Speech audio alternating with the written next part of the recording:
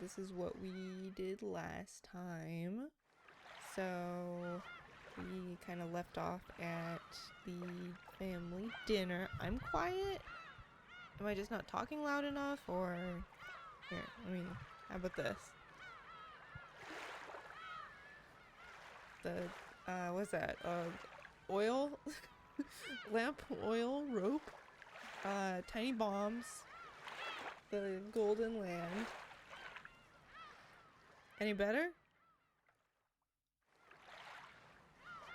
A little. Okay, I'll just turn myself up a little bit then. I'll turn myself up a little bit. I don't want to like...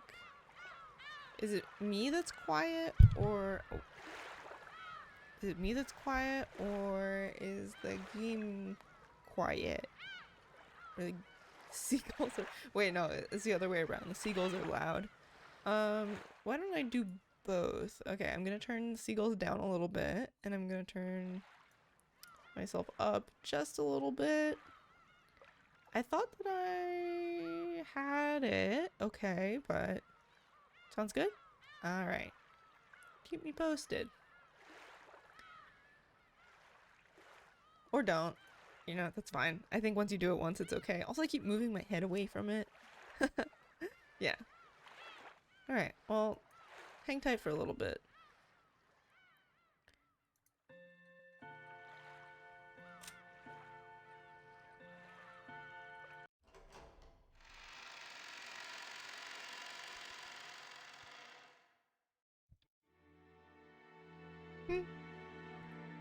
Quite an entertaining scheme. Well then, what are the conditions they've attached? Well, whether or not Kraus-sama actually discovers the gold, he'll pay Eva-sama, Rudolph-sama, and Rosa-sama a total of 7.5 billion yen for their shares. However, 10% of that will be paid before March. Ha ha ha ha ha. Alright, sounds good. Kraus, you dunce. To think he would have his feet swept out from under him by his younger siblings. How truly amusing. But it sounds as though they tripped when going in for the kill, yes? Yes. Kraus-sama exposed the fact that Eva-sama and the younger siblings all have an urgent need to get money. Is there even any need to expose such obvious facts? That irresolute, incompetent man. What are they doing now? That conversation has been put on hold for the time being. Now, Beatrice-sama's epitaph is being discussed. So they're trying to solve the riddle and find out where my gold is hidden? Yes. Kinzo set down his spectacles and snorted. Will the miracle be fulfilled first, or will those fools expose the gold first? What a show this will be! At the very moment those fools solve my puzzle, I will suffer utter defeat. They can suck my corpse down to the last fragment of bone. A greed of fools can allow great magic to bring forth a miracle. And yet, if the fulfillment of the miracle comes first, Beatrice will be resurrected again. The smile I've been chasing half my life will be restored. Oh, Beatrice, soon will come the sacred night when we shall bet upon a miracle and the game of demons shall begin. I will surely prove triumphant and survive. I'll let you have the lives of all those others. I don't need wealth or honor or assets or gold or anything. All I want is to see your smile one last time. Kinzo choked, apparently in great pain. Kanon got closer and tried to pat his master's back, but Kinzo motioned for him to stop. Do you know why I went to the trouble of exposing the hidden location of the gold in a place that everyone can see? No.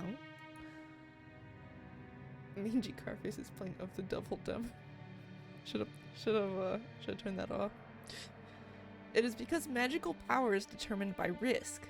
If the number of people who try to discover Beatrice's gold is great, and the danger of them succeeding is great as well, then the power of magic will bring about a grand miracle if we succeed despite the odds. In other words, magic is a game. It is not the case that the one who performs the best becomes the victor. The victor performs the best because he has been granted magic. Do you see? It is similar to how the miracle of life can be granted only after winning against the divine odds of several 100 million to 1. Is this a little difficult for you? My apologies. That's fine. It all comes down to this. I will give all that I have built up to the one who solves the mystery of the epitaph. Wealth, honor, gold, and the inheritance of the Oshiromiya family, everything that I have established. My children certainly aren't the only ones with the right to attempt to solve this riddle. Anyone who solves the riddle will have the right to gain everything, even you. Yes. However, I couldn't possibly understand such a difficult riddle. Of course. I made it difficult, but you must try to solve it as well. That will form the seed that summons the miracle of my magic. If everyone attempts it and everyone fails, that will be that. However, if the miracles come together and give birth to magical power, it will happen. Beatrice will revive. That is why you must attempt it too. Everyone must attempt it, and in so doing, they will give strength to my magic. Do you understand? Yes, I will try. For a long while, Kinzo repeatedly muttered to himself, agitated and clutching at his head. Kanon stayed where he was, alert and unmoving, until he was given the next order from his master. Kinzo eventually realized this. Very well, leave me. There's a bag of sweets on the liquor cabinet. You can take some with you as a reward. I'm fine. After all, I am furniture. So furniture doesn't eat sweets? Well, I suppose it stands to reason. In that case, leave me. Yes. Excuse me. Kanon bowed and left the study. As the door closed, a heavy locking noise sounded out.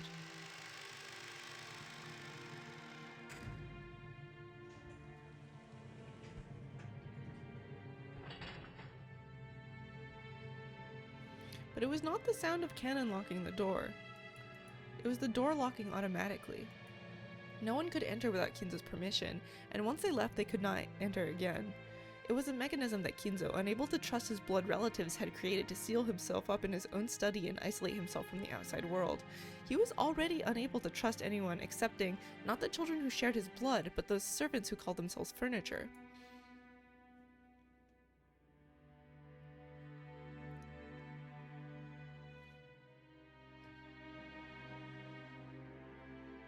Nanjo-sama, how are you feeling? Ah, Genji-san. Oh, it's just that there's no place for me to be anymore.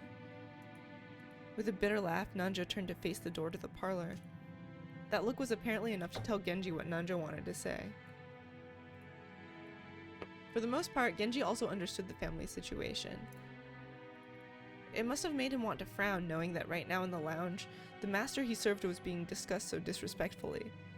But it would have been very difficult to gather that from his indifferent expression. Sorry. Still, I don't understand. Why did Kinzo-san have something so provocative written, I wonder? Nanjo looked at the portrait of Beatrice. No, he actually directed his gaze beneath the portrait, at the plate with the epitaph. I do not presume to understand the master's thoughts, however, I'm sure he had a deep reason for doing so. Since long ago, when Kinzo-san played chess, he would always prepare his moves according to some far-reaching judgment. Yes, sometimes even to make moves I couldn't understand. For an average person like me, it was impossible to see through whatever it was that he was planning. Sometimes I wonder if this might be some kind of will in the master's eyes. Perhaps he wishes to hand over his wealth and title to the one who can understand it. So, you're thinking he may have wanted the 4 siblings to work together and solve the riddle before some outsider like myself solved it? Kinzo-san may speak of his children in insulting terms, but perhaps he also wants them to repair their relationship. It certainly would be heartwarming if, as Nanjo had suggested, this epitaph had been made to repair the siblings' relationship. However, both Nanjo and Genji knew that nothing could be more impossible than this. They'd known Kinzo longer than anyone, and Kinzo trusted them more than his own relatives, but even they could not guess at his true motives. The master always says that everyone has the right to try and solve the riddle, even if they aren't a member of his family.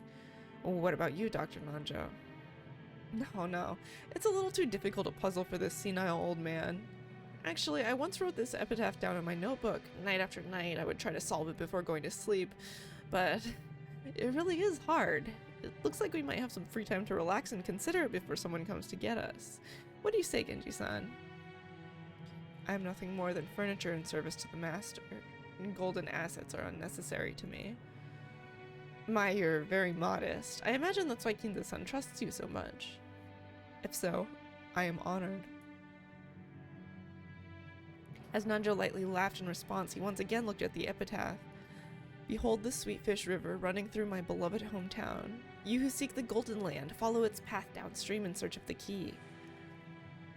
The epitaph on the portrait called My Beloved Witch Beatrice goes as follows. Behold the sweet fish river running through my beloved hometown. You who seek the golden land, follow its path downstream in search of the key.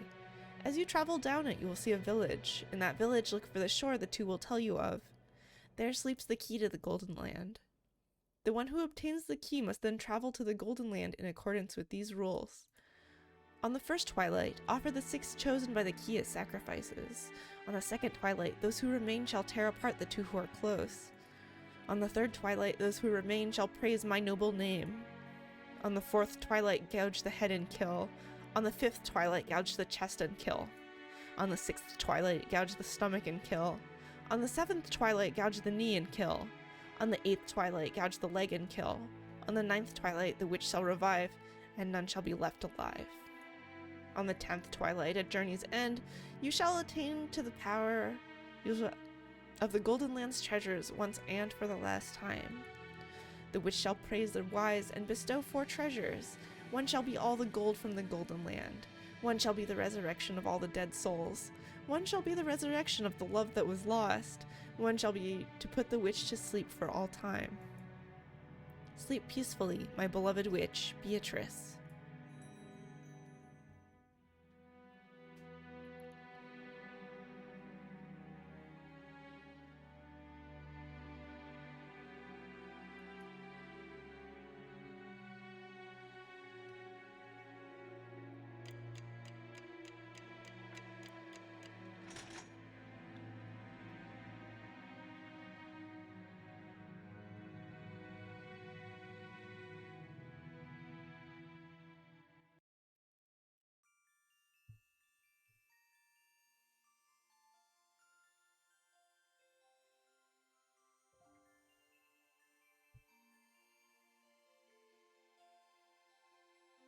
So, on the 10th twilight, the journey ends, and you reach the Golden Land. You really are diligent, Maria. You did a good job writing all this down. Well, I forgot a lot, so I always write things down. Mama told me to. There's a notebook inside the handbag Maria was always carrying around, and Beatrice's epitaph was copied onto it. Thanks to that, we were all able to challenge the puzzle of the epitaph while walking down this beach. Jessica and the rest had already tried to solve it several times, and had already gotten bored with it. However, since this was a first for me, I was so excited that I couldn't stop. It really tickled my sense of adventure. Let's start with the first line. Behold the sweet fish river running through my beloved hometown. Where was grandfather's hometown again? I heard that before the war, the Ushiromiya family had a mansion near Odawara, which makes you want to know which sweet fish river flows through Odawara, right? Yeah, because that river would be the starting place. Anyone searching for the Golden Land would head down that and search for the key. What's this river in Odawara? Does it have sweet fish swimming in it? If you're looking for sweet fish in Odawara, it'd have to be Hayakawa. It's famous for its mountain stream fishing. Ooh, I hate fish. Maria, you'll understand when you get a bit older. Lick lick, salty roasted sweet fish. Yummy. Even though we just ate, I'm getting hungry again. Shall I bring you a biscuit? Huh? Oh, sorry, that's not what I meant. Don't mind it. Shannon-chan was faithfully keeping us company since she didn't have any afternoon chores for a while. I would have thought that since she's a servant, accompanying us would force her to take care of us and tire her out, but that didn't seem to be the case for her. On the contrary, she seemed to enjoy joining in on a conversation with people close to her age. When I asked, I heard that she was the sort of worker whose room and board were supplied by her employer. So, normally the only person close to her in age was Jessica. Yeah, I can imagine how that might be pretty dull. Okay, so I get that sweet fish-filled river near Odawara is Hayakawa. In that case, we've got to go down it. Do you find anything if you head down Hayakawa River? If you follow it downstream, you'll arrive at the ocean. Of course, you'd reach the mouth of the river. And the third line of the epitaph was, as you travel down it, you will see a village. By the way, since long ago, the mouths of rivers had been key points in transportation, and large cities tend to be built there. That'd be the next checkpoint. That's a pretty good theory. Just like you guessed, there's an old city there that was very prosperous in ancient times. That's where Odawara Castle is. I think I might have gone to Otawara Castle on a field trip once. It really was a wonderful castle. Yeah, I also went there. Even though I live in a Western-style house, it's true that Japanese people feel calmer with a Japanese layout. Ooh, castles are boring. Theme parks are better. Ooh.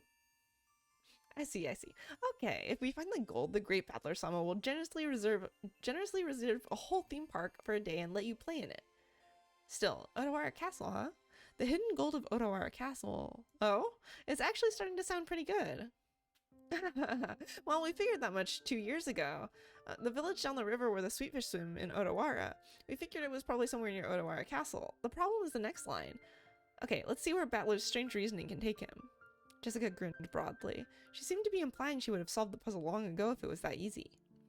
Damn it. I'll definitely find it and keep it all for myself. The fourth line. In that village, look for the shore the two will tell you of. I don't know what it means by of the two, but the shore, what does it mean by the shore? No, wait. Is there any place near there with shore or kishi in its name? I've heard there's a place called Soga Kishi in Otawara. Huh? Wow. You sure know a lot about it. Haha, what could that mean? Shannon-chan, are you trying to solve the riddle and get the gold too? That makes us rivals. It's not like I'm interested in gold, it's just that George-sama told me about it before. That's because we reached the same conclusion 2 years ago. We even went to the trouble of laying out a map and looking it up. It was about 5 kilometers to the north of Otawara. We definitely found a place called Sogakishi there. However, after that, we get stuck. The fifth line doesn't say where the key is hidden in that place. Maria-chan, could you read it for us? Ooh, there sleeps the key to the Golden Land. Ooh, I could read it.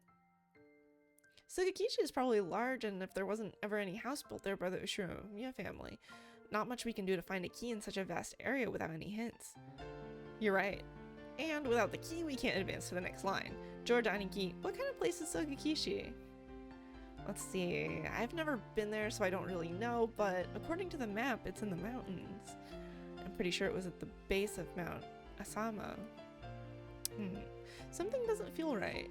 You'd expect a riddle pointing the way to hidden gold to be a bit more exact. I get the feeling that even the part about Sogakishi was a mistake. Well, I think it could be Sogakishi. It could be talking about some house that grandfather lived in when he was a kid that we don't know about. After all, the first line mentioned is his beloved hometown. Shannon, you've served grandfather alcohol and stuff tons of times, right? Hasn't he ever talked to you about his past? The master almost never speaks of the past. However, he talks of the Great Kanto earthquake as though it was someone else's story, so he may have been living far away from the Kanto area. The Ushiromiya family may have been living in Otawara, but not all of the branch families were. Grandfather often called himself part of a branch family, the least connected to the successor. And that means the beloved hometown might not even be Otawara at all. I've never heard anything about grandfather's hometown, and I doubt he'd actually tell me if I asked. If the so-called beloved hometown isn't referring to the Ushiromiya family's roots, then the Otawara family theory is wrong from the beginning. Of course, this doesn't completely remove the possibility that it was Sogakishi. For example, perhaps he lived in Otawara when he was very young, but then moved far away later. Ooh, I don't understand what you're all talking about. Maria had been completely left out of the conversation, and she now sat puffing out her cheeks in boredom. So basically, if we can't even agree on the starting point for this dice game of gold, we're totally stuck. But wait, after the first 5 lines, the thing we end up finding is a key, right? Even if you don't have a key, it's always possible to bust through a door. Can't we just skip the first 5 lines and start figuring out the rest? Oh, I hadn't thought of that. Oh well, we're just wasting time anyway. Let's hear the rest of Battler's reasoning. But in the next part, it gets dark really fast. Shannon-chan frowned slightly. After looking back at Maria's notebook to recall what was written there, yeah, I was forced to agree. On the first twilight, offer the 6 chosen by the key as sacrifices. It sure does get horrible quickly. On the second twilight, it says to tear apart the 2 who are close. Does that mean to make them break off their loving relationship, or does it mean to literally tear them apart? I don't know, but either way, it's pretty disgusting. Even if we set that second line aside, it mentions 6 people for the first twilight, then 5 people for the 4th through 8th twilights, so at least 11 people must be sacrificed? Ooh, they're sacrifices to revive Beatrice. I see, sacrifices to restore the witch. Yeah, that's what it would mean. Near the end, the witch will be revived on the 9th twilight. That last part is guaranteed. On the 9th twilight, the witch shall revive, and none shall be left alive. So, everyone will die in the end. And after that, the 10th twilight is the goal line. Not sure how you're supposed to reach the Golden Land if everyone's dead by then. Depending how you interpret it, the traveler who holds the key may or may not be included in the none shall be left alive part. But at the end, there's something pretty interesting. After reaching the goal, the witch gives out 4 treasures. One shall be all the gold. The problem is the next one. It says the dead souls will be resurrected, right? Doesn't that sound like it means everyone who died in the earlier lines? If you put it like that, then the part about reviving lost love might refer to the pair torn apart on the 2nd twilight. That's right, and the 4th one refers to the 9th twilight. The 4th treasure is putting the witch revived on the 9th twilight to sleep. If we put a happy spin on all this, it'll be hectic with people dying and breaking up all over the place, but it'll all be made right in the end. The awakened witch will sleep again, and everything will be like it was at the start, except with a huge pile of gold. The witch must be pretty busy with all the killing, reviving, breaking up, and reuniting people. Not to mention waking up and sleeping. Haha. Sheesh, just when the tale of the hidden gold was getting interesting, it all gets pretty dubious once the witch starts showing up. Too true. I laughed along with Jessica. After all, the idea of a witch was just too ridiculous. Of course, once we started laughing like that, Maria, who believed in the witch, got angry. Ooh, the witch is incredible. She can do anything with magic, even kill, even bring back to life, even give love, even take it. She can fly in the sky, can become invisible, can even make golden bread out of nothing. Oh. Dang, my bad, we were just joking. Jessica apologized, sticking out her tongue, but Maria didn't accept it. She grabbed her notebook back out of my hands and, opening to some other pages, tried to prove that the witch existed. Those pages had colorful drawings of witches on them, and well conveyed the fantastical image Maria had of witches. It wasn't the normal sinister image of a crooked-nosed hag flying around on a broom, but a dreamlike person with unnatural powers who could do anything and wore a beautiful dress. It was just what you'd expect from an imaginative young girl. Flitting through the sky, crossing a rainbow, dancing around all night with a teacup and a teapot that would never get empty no matter how much you poured out of it. With a flourish of her staff, the stars in the sky would become candy and pour down, and flowers that produced sweets would bud by the roadside. To Maria, witches were the only concept that could embody the magical dream that so captivated her. As she grew older, it was the last remaining thing that could give richness to her dull and plain everyday life. That's why Maria believed in witches. She didn't want that dream of hers to be tarnished. That's why she didn't want anyone to tarnish the epitaph, which affirmed the existence of witches, because the witch named Beatrice is Maria's dream. To Maria-chan, the epitaph isn't a guide to the hidden gold, but magic to revive the witch. So it was the single link between Maria and the witch. Maria was very angry and clung to George Aniki. Jessica and I scratched our heads and apologized. It might not be possible to smooth things over again like the time she got mad in front of the portrait. Maria didn't seem willing to be easily consoled. Unlike Jessica and I, who hung our heads, wondering what to do, Shannon-chan timidly opened her mouth. Maria-sama, did you know there's a ghost story about Beatrice that has been passed down among the servants? Ugh. Ah, yeah, that's right. Shannon, tell us about it. I don't really know, but it's apparently pretty famous among the servants. What is this? A ghost story? Yes, it seems it's a story from before we were born. I also heard about it from my mother. Yes. It has been passed down since the time of the mansion's construction. The servants of that time whispered that the mansion had 2 masters, one of the day and one of the night. The tale that Shannon told was just like a typical campfire ghost story. If there were a forest with a witch living inside it, then of course the witch could come and pay the mansion a visit from time to time. At some point, this ghost story naturally spread up between the servants. When people do the rounds a second time to check doors, windows, and locks that were supposedly closed, they'd find some of them left open. Lights that were supposed to be off were turned on, and lights that were supposed to be on went out. Things left lying around would disappear, and things would appear when no one had any memory of putting them there. When any of these things happened, the old servants would say that the witch had visited the mansion invisible and was playing pranks. Well, see, she exists. Beatrice exists. Yeah, she exists. Long ago, it was always right before leaving for school that I wasn't able to find my bag and stuff. Maria puffed out her chest with an ooh, ooh, as if this was the final proof of the witch's existence. If I opened my mouth, Maria would probably be hurt again, so I didn't. I mean, you hear this kind of story everywhere, depending on the place. They might blame it on a dwarf or an elf. The only difference is that they call it a witch on this island. Of course, walking around a vast, elegant mansion at night would be a little unsettling. It's an island devoid of people. Since the mansion is so drafty, walking around on the night of a thunderstorm would certainly be eerie. In addition, some servants have also seen will-o'-the-wisps and glittering butterflies dancing around. Canon-kun also saw something like that when he went patrolling one night. And recently, you often hear servants talking about strange footsteps heard inside the mansion near midnight. We've whispered together that Beatrice-sama in the portrait sometimes makes herself invisible and walks through the mansion. It happened a while ago, but even I have heard footsteps while patrolling at night that resemble those stories. Whew, that's scary. But there's nothing to be afraid of. Beatrice-sama is another ruler of this mansion, separate from the master, so there's no need to be unnaturally afraid. If you respect her, I hear she won't do anything bad. However, she can be quite terrifying if you don't respect her, right? Correct. I've heard that just before I began working here. Someone who spoke badly about Beatrice-sama fell down the stairs and quit after receiving a large injury to their back. Because of that, there was a rumor between the servants that Beatrice-sama's anger had been brought down upon this person. Ooh, anger will definitely be brought down on Balor and Jessica. Ooh. I'm sorry, I don't want her anger brought down upon me. I apologize, Maria. Of course, I also apologize to the witch. I'm sorry, Beatrice-sama. Please forgive an outsider's nonsense. I'll apologize as well. I'm sorry, Beatrice-sama. Will the witch be able to forgive us now? Ooh, don't know. Witches are fickle, so they forgive when they want to, and don't when they don't. Ooh. That's no good. Maria-chan, isn't there some kind of good luck charm that could prevent Balor-kun and Jessica-chan from suffering Beatrice-sama's wrath? Maybe something that can block against magic? By relying on Maria, who is proud of knowing the most about witches, George was trying to revive her self-esteem. Once again, I've got to admire his ability to calm kids down. After taking a moment to cross her arms and seriously ponder whether there might be a charm that could save us, she started flipping through the pages in her notebook.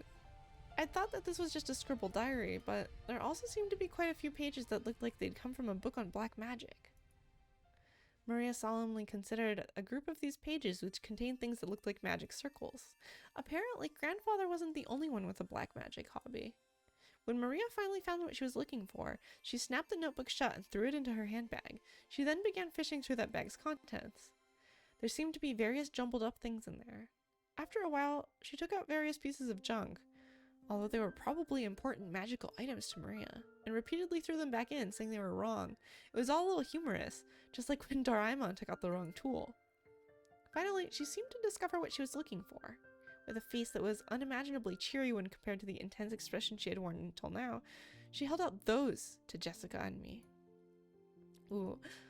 I grabbed it and saw that it was a very cheap-looking charm. It looked like a bracelet made from a plastic rosary with a scorpion-themed medal attached. Have you ever seen those cheap Zodiac-themed accessories? The kind you might win in a crane game at an arcade? It really looked like something like that. There were two of them. Probably one for me and one for Jessica. However, the very fact that there were two of them made them feel even more like cheap manufactured goods, making it pretty hard to think of them as magical items. You're giving these to me and Balor? Ooh, with these charms, you don't even need to worry about Beatrice, because scorpions have the power to ward off magic. Oh, really? Didn't know scorpions could do that. Oh, Balor doesn't believe. Ooh. I'd said too much and angered Maria again. Maria took out her notebook again, pointing out various pages as she went on and on about how the scorpion had such incredible holy power that had been used in magic-repelling magical circles since ancient times. Now, I've heard about that from some of the other young servants. Something about how the scorpion is drawn as a magic-repelling symbol in sorcery. Oh, really? Ooh, the scorpion protects against bad magic and calamity. An emerald brings peace to the heart. Therefore, its effects are twofold. Ooh. It's true. The scorpion wraps around the emerald and protects it. Yes, that certainly does sound like it would work well. I really wanted to make fun of those worthless-looking charms, but as I watched Maria explaining with all of her heart and realized she'd found them for our sakes, I started to feel like it might actually work, even if it was just a prize from some game center. The material quality of the charm didn't matter. What mattered was the strength of her feelings. Even I don't think of myself as the sort of loser who'd laugh at something like that. Okay, thank you. I apologize to Beatrice-sama, but even if I do end up getting cursed, I'll be safe now thanks to Maria's charm. Right, Jessica? Yeah, that's right. Thanks, Maria. Ooh. Wear it on your arm when you want your heart to be at peace.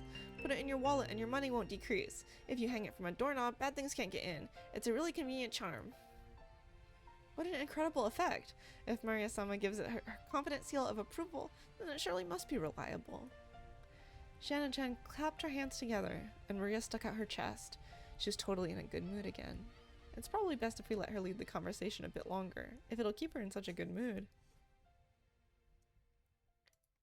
Come to think of it, she looked a bit bored when we were getting excited about the hidden gold, probably because she couldn't keep up. While eating the cookies Kumasawa-san had baked, Jessica and I asked Maria this and that about black magic. Maria happily chatted away in response to our questions. Each time, George Aniki and Shannon-chan would act surprised or chime in. The clouds in the sky grew darker and darker, but we cousins really enjoyed communicating freely after a year of separation.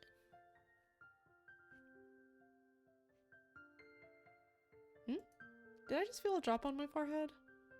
Huh? I wonder. As George Aniki rubbed his forehead, he looked up at the sky. Considering the color of the sky and the dampness of the air, it wouldn't have been odd for a raindrop to hit him. The wind also seemed to have grown a bit stronger. Ooh, I didn't feel a drop. Only I didn't. Ooh, don't worry, neither did I. Anyway, I'm sure it'll rain so much tonight that everyone will get to feel plenty of raindrops. That's right. Maybe we should head back soon. Shannon-chan looked down at her watch. It was probably well into the evening by now. Is it already time for you to return to your work? Yes. Thank you very much for allowing me to enjoy some time together with you all. Tell Kumasawa-san thanks for the cookies. Okay, everyone, help out with the cleanup. Shannon-chan declined her help, saying that this was a servant's job, but picking up dropped forks before the waitress has to is pretty much my purpose in life. We folded up the blanket, gathered up the trash, and helped clean everything up. Ooh, the trash is getting away. I won't let it escape. I'll grab it before Maria does. Ooh, I'll grab it. Ooh. Maria, don't get your shoes wet. You'll get in trouble. To Maria, chasing after some trash sent flying by the powerful winds was just another game. By the time we finished, the wind was blowing pretty strongly. Probably a good time to head back. You've all helped me out a lot. Thank you very much. It looks like you're really out of time. It's okay if you head back first. George Aniki perceived from her hurried appearance that very little of her free time was left. Genji-san's very strict about time. If you don't show up where you're supposed to be at the right time, I'll bet he'll be pissed. We'll see you later. Do your best with your work. Yes. Then if you will excuse me. After making a respectful bow, Shannon-chan ran towards the rose garden. Okay, let's head back to the guest house. We can watch TV or something and relax a little. Ooh, wanna watch TV? Wanna watch TV? Ooh. Then it's decided. Let's all head back and watch TV together. Maria, who wasn't done having fun, agreed once television was mentioned. We climbed up the gentle stairs and returned to the rose garden.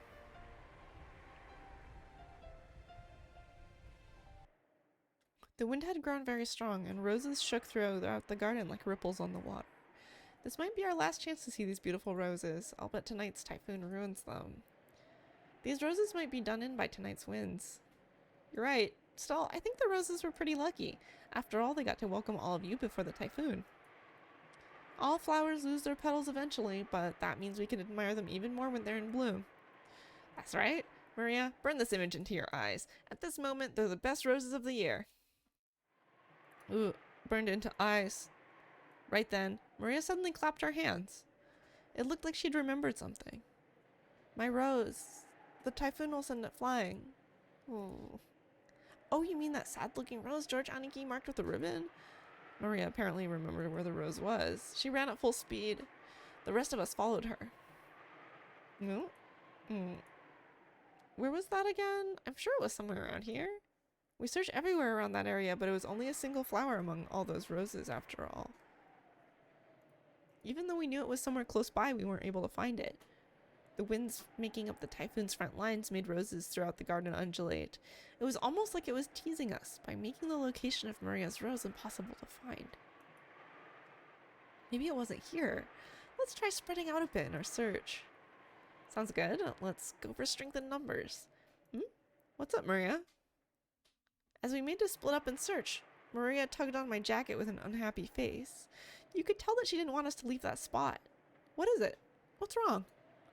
Ooh, my rose is here. It's here. But it's actually not, right? Maybe it was on the other side of the flower bed. If we all look, we'll find it fast, okay? It's here. My rose is here. Look for it. Look for it. Ooh. Maria stomped her feet in irritation. She pointed at that spot and said it was definitely there, but in actuality it wasn't. Even so, Maria got mad when we said we were going to search elsewhere.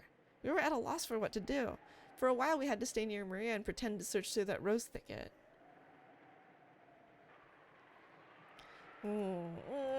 Not here. Not here. Not here. Ooh. Maybe she's saying that it should be here, but isn't? Maria became increasingly irritated.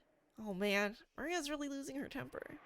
Sometimes Maria starts to really care about really pointless stuff. If she gets what she wants, that's okay, but you can't find something that isn't there. That's not good. Just when we were at a loss of what to do, Maria called out in a loud voice, "Mama!" Oh, we could see Aunt Rosa in the direction Maria was waving her hand. Maybe she wanted to look at the garden one more time before the typhoon came, or maybe she had some business at the guest house. Aunt Rosa was coming from the mansion. She quickly noticed her daughter's voice and came over. My, what happened, everyone? Are you looking for something? Look for it, Mama. You look for my rose, too. Oh, your rose? We found an unhealthy rose around here and marked it. We tied a candy wrapper around it. But Maria, if I remember correctly, it was growing right up in front and really stood out, didn't it? Unless it grew legs and ran off somewhere, it must have been somewhere else. Maybe you remembered it wrong. Ooh, it is here. It is here. Balor doesn't believe. Ugh. How many times do I have to tell you to stop saying ooh before you'll understand? Mama will look for it, so stay quiet. I'd never seen Aunt Rosa be anything other than kind and gentle, so her anger surprised me a bit. Aunt Rosa began searching as well, so we went along with her for the time being. But we were already more than sure it wasn't around here, so it didn't take long for Aunt Rosa to realize that too. The rose isn't here. Did you mistake this place for somewhere else? There's so many roses around. Ooh, that's wrong. It is here. Mama doesn't believe. Ooh. I already believed you and looked hard for it, didn't I? But it isn't here. Ooh. But it is here. It is here, but it isn't. Ooh. Then someone must have ripped it out. Anyway, stop saying ooh. Who ripped out my rose? Who did? Give it back. Give it back. Ooh. How should I know? Stop it. Stop saying ooh. Aunt Rosa slapped Maria's left cheek with her palm. In that instant, Maria was shocked into silence. Of course, it was only for an instant. When Maria realized that her wish was being rejected, she started yelling even louder. Ooh, ooh, my rose, my rose, ooh. Didn't I tell you to stop that weird habit? That's why all the kids in your class make fun of you. Cut it out. Once again, her palm slapped Maria's cheek. This time she didn't go silent. She choked as she started crying and began to bawl in an increasingly loud voice. Aunt Rosa was clearly irritated and lifted her hand once more to try and shut her daughter up. Aunt Rosa, now, she's just a little kid. There's no reason to get so serious. I tried to cut in with a bitter smile, rubbing my hands together, but Aunt Rosa glared at me with a serious face, and I realized that I should have stayed out of this. I'm sorry, but could the rest of you go back to your room for a bit? I need to have a little talk with Maria. Oh, nobody believes in my rose, even though it was here. Oh, look for it. Look for it. Here, it was here. But it's not here, so you must have confused this place for somewhere else, right? Oh, it is here. It's definitely here. Then it disappeared. Give it up. Why? Why did it disappear? Why? Why? Why?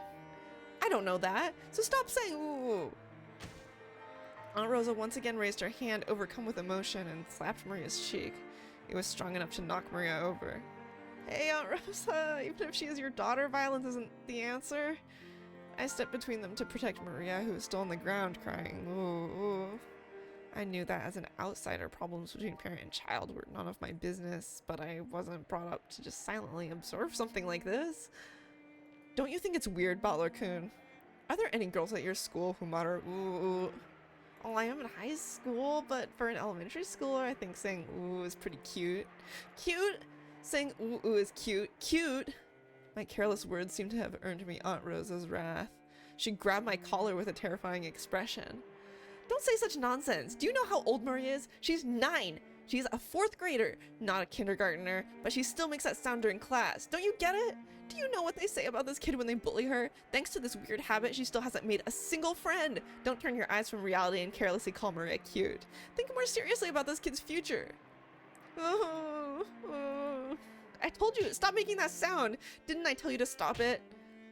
Aunt Rosa struck Maria's quivering head, from which an increasingly unhappy voice was rising. I tried to stop it, but Aunt Rosa pushed me away. My back hit George Aniki. A long time ago, Aunt Rosa also thought of it as nothing more than one of Maria-chan's baby words, but now that it hasn't been fixed even midway through elementary school, she's been worrying about it a lot. How she talks isn't really that big of a deal, right? She'll never make it as an adult if she's like that. So, even though it isn't fun to watch, this is a problem between parent and child. Well, even I get chewed out by Mom all the time because of how I talk. When they put it that way, maybe even a scene as painful as this isn't something an outsider like me should butt in on. Valor-kun, when you were a kid, didn't you have any bad habits that you couldn't fix that got you into trouble? Well, 1 or 2. On Parents' Day once, I kept getting yelled at in front of everyone and it was embarrassing as all hell. Well, then you can understand how the 2 of them must feel right now. I'm sure they don't want us to be here now. You understand too, don't you, Jessica-chan? I don't think anyone likes to see when they're being scolded. Let's go. We'll return to the guest house. Then, after Maria-chan comes back, let's welcome her as if nothing happened. That's probably for the best, isn't it? We thought George Aniki's point was probably a reasonable one, and we may have been eager to use that reasonable-sounding argument as a justification to retreat from this heart-rending scene. Jessica and I nodded at George Aniki and we all left. We called towards Maria, telling her that we were going to head towards the guest house, but she didn't seem to hear and we felt sort of guilty and shameless after saying it. In that case, look by yourself as much as you want. Mama doesn't care. Ugh, I'll look for it. I'll look for it by myself, even if Mama doesn't care. Ugh. Have it your way. After blasting her with those last few words, Rosa spun on her heels and quickly returned to the mansion. Maria probably viewed that as a cold gesture meant to injure, but that wasn't Rosa's intention. It was because of the hand with which she had so emotionally struck Maria's cheek was still numb. It was because if she stayed there screaming, she might again be taken over by her emotions and continue slapping her daughter's cheek over and over. After Rosa left, Maria was left alone in the rose garden. The wind began to blow stronger and stronger, and every once in a while a raindrop would fall on her forehead. However, Maria couldn't leave that place, not until she found that poor wilting rose. It had definitely been there. Even so, it wasn't. Even though she knew the place and even though it had been there, it wasn't. Maria bitterly stared at the place it was supposed to be and thought, frantically, maybe the angle I'm looking from is wrong. Maybe the height I'm looking from is wrong. While gazing at a single point, Maria repeatedly stood up, changed her position, and continued to stare. The wind was getting stronger and stronger, but Maria kept on looking for that rose in front of the flower bed.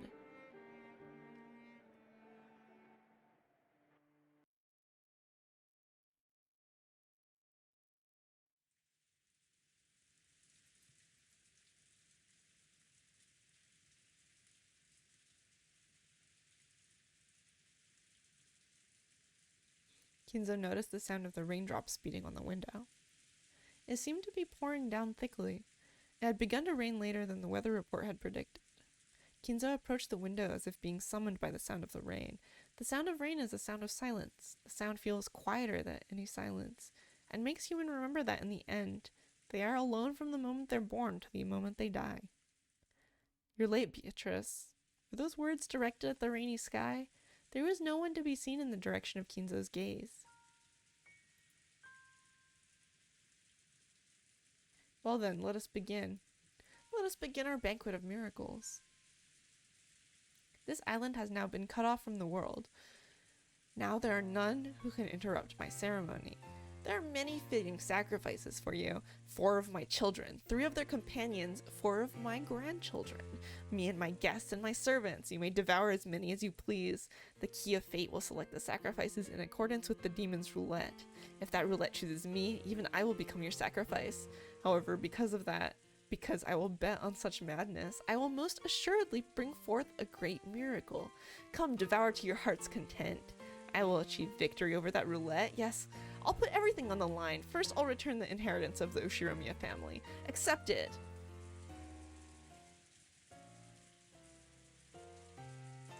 Kinzo tore the window open, ripped a golden ring off his finger, and forcefully threw it away. At that time, the sound of thunder rang out, giving the illusion that the lightning had accepted the ring. And when you are resurrected, surely I will be the one who stands witness. I will survive until the end and watch over you as you awaken. So come, Beatrice. Welcome to my bank. In exchange for all that I've created, show me another miracle just this once. Oh, Beatrice!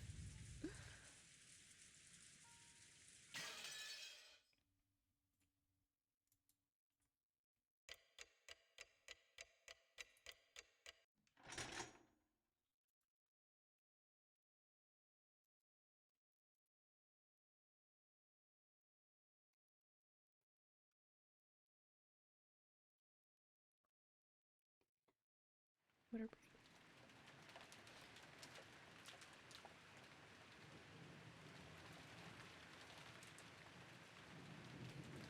A news ticker popped up on top of the TV program we were watching. The disaster report told how many municipalities all over were continuously sending out rain, flood, and wave warnings. Of course, the raindrops beating harshly on the window were even more convincing. This rain's incredible. Still, when it's raining this hard, it also feels like it might stop at any moment. You wish. They said the typhoon's moving slow, so it might be like this all day tomorrow, and even a little bad weather stops the boats from coming. It looks like we won't be able to head out on Sunday after all. Just in case, I cleared all outside business from my Monday schedule, and I'm glad I did. Which means guess we'll get to skip school Monday. Living on an island's starting to sound pretty good. Come to think of it, Jessica, you've got to take a boat to school every day, don't you? What do you do when the boats stop running? Do you stay home when it rains and show up late when the wind's blowing? Like King Kamehameha? If the boats don't come, I stay home. Still, it's not as good as it sounds. Usually I'm ordered to study by myself, and it's not that fun with someone standing right behind you watching everything you do. During the rainy season, does the weather ever stay bad for a long time and make you miss a bunch of days in a row? That does happen sometimes. Still, I get a call from my homeroom teacher every single day who'd sourly guide me on how I should teach myself and what I had to turn in. She can't skip school as easily as you're imagining, Balor-kun. She's got to follow the rules for people that travel to school by boat and get a good amount of studying done. It'd actually be easier to just go to school. In my own room, I get distracted and can't concentrate. After being made to do nothing but workbooks for several days straight, it's pretty hard to handle all that mental stress. When I get into college, I really just want to go into some dorm and quickly say goodbye to this inconvenient island. Okay, by the way, what do you do when the weather's good in the morning but then gets so bad on your way home that the boats are closed? Do you spend the night at school? That actually happens a lot. Because of that, they've built some lodgings there for people who can't get back to the island they live on. That's where you'd spend the night. Sometimes when it gets really bad, you can't go home for a few days at a time. Someone commuting to school or work on a train packed to twice its capacity might carelessly think that commuting by a boat would be pretty interesting and fun, but it sounds like it comes with trouble of its own. You hear thoughtless tourists saying stuff like that all the time. I've had enough of island life. I really want to just graduate high school and say goodbye to this island. But there are all-dorm schools even for high school, right? Why'd you choose that Nijima school of all places? I've wanted to go to one of those from the beginning, but Mom's always going on about how I need to learn manners and discipline as a successor. So I ended up sticking close to home even for high school. Man, I hate this island. I just want to go live in a city. I don't care if rain or even spears fall from the sky, as long as I can move to a city where I can wear casual clothes and sandals, and can get to a convenience store in less than 5 minutes. Hold out just a little longer. Just a little bit more and you'll graduate high school, right? I can't wait a little longer. Jessica stretched out and reclined in the sofa. Maybe it was a bad time slot because there weren't any interesting programs on, and we had nothing to do but languidly kill time until we were called for dinner. After that episode, Maria never returned to the cousin room after all. Aunt Rosa probably took her back to the mansion. It had to be pretty boring for Maria all by herself while the adults had a confusing conversation. We thought we might as well head over to the mansion to see her, but the weather really was awful, and since there wasn't much time until dinner, we stayed where we were. At that time, we heard the sound of a humble knock. Jessica answered. Yes. The preparations for dinner are complete. Please come to the mansion. It was Kanon-kun's voice. Did he go to all the trouble of coming from the mansion in the rain just to get us? Couldn't he have just called us on the telephone? Well, I guess servants at work don't always get to take the most efficient route. Just when I was getting hungry. Let's go. George Aniki turned off the television and stood up. My stomach's been growling for a while. I've always been a huge fan of the main family's dinners. I didn't go to say it was calf steak or something. I can't wait. Our dinners are always even more fabulous than usual when the family conference comes around. Even I'm looking forward to it. Let's go, let's go. As we left the room, Canon-kun bowed silently and respectfully. Okay, let's go.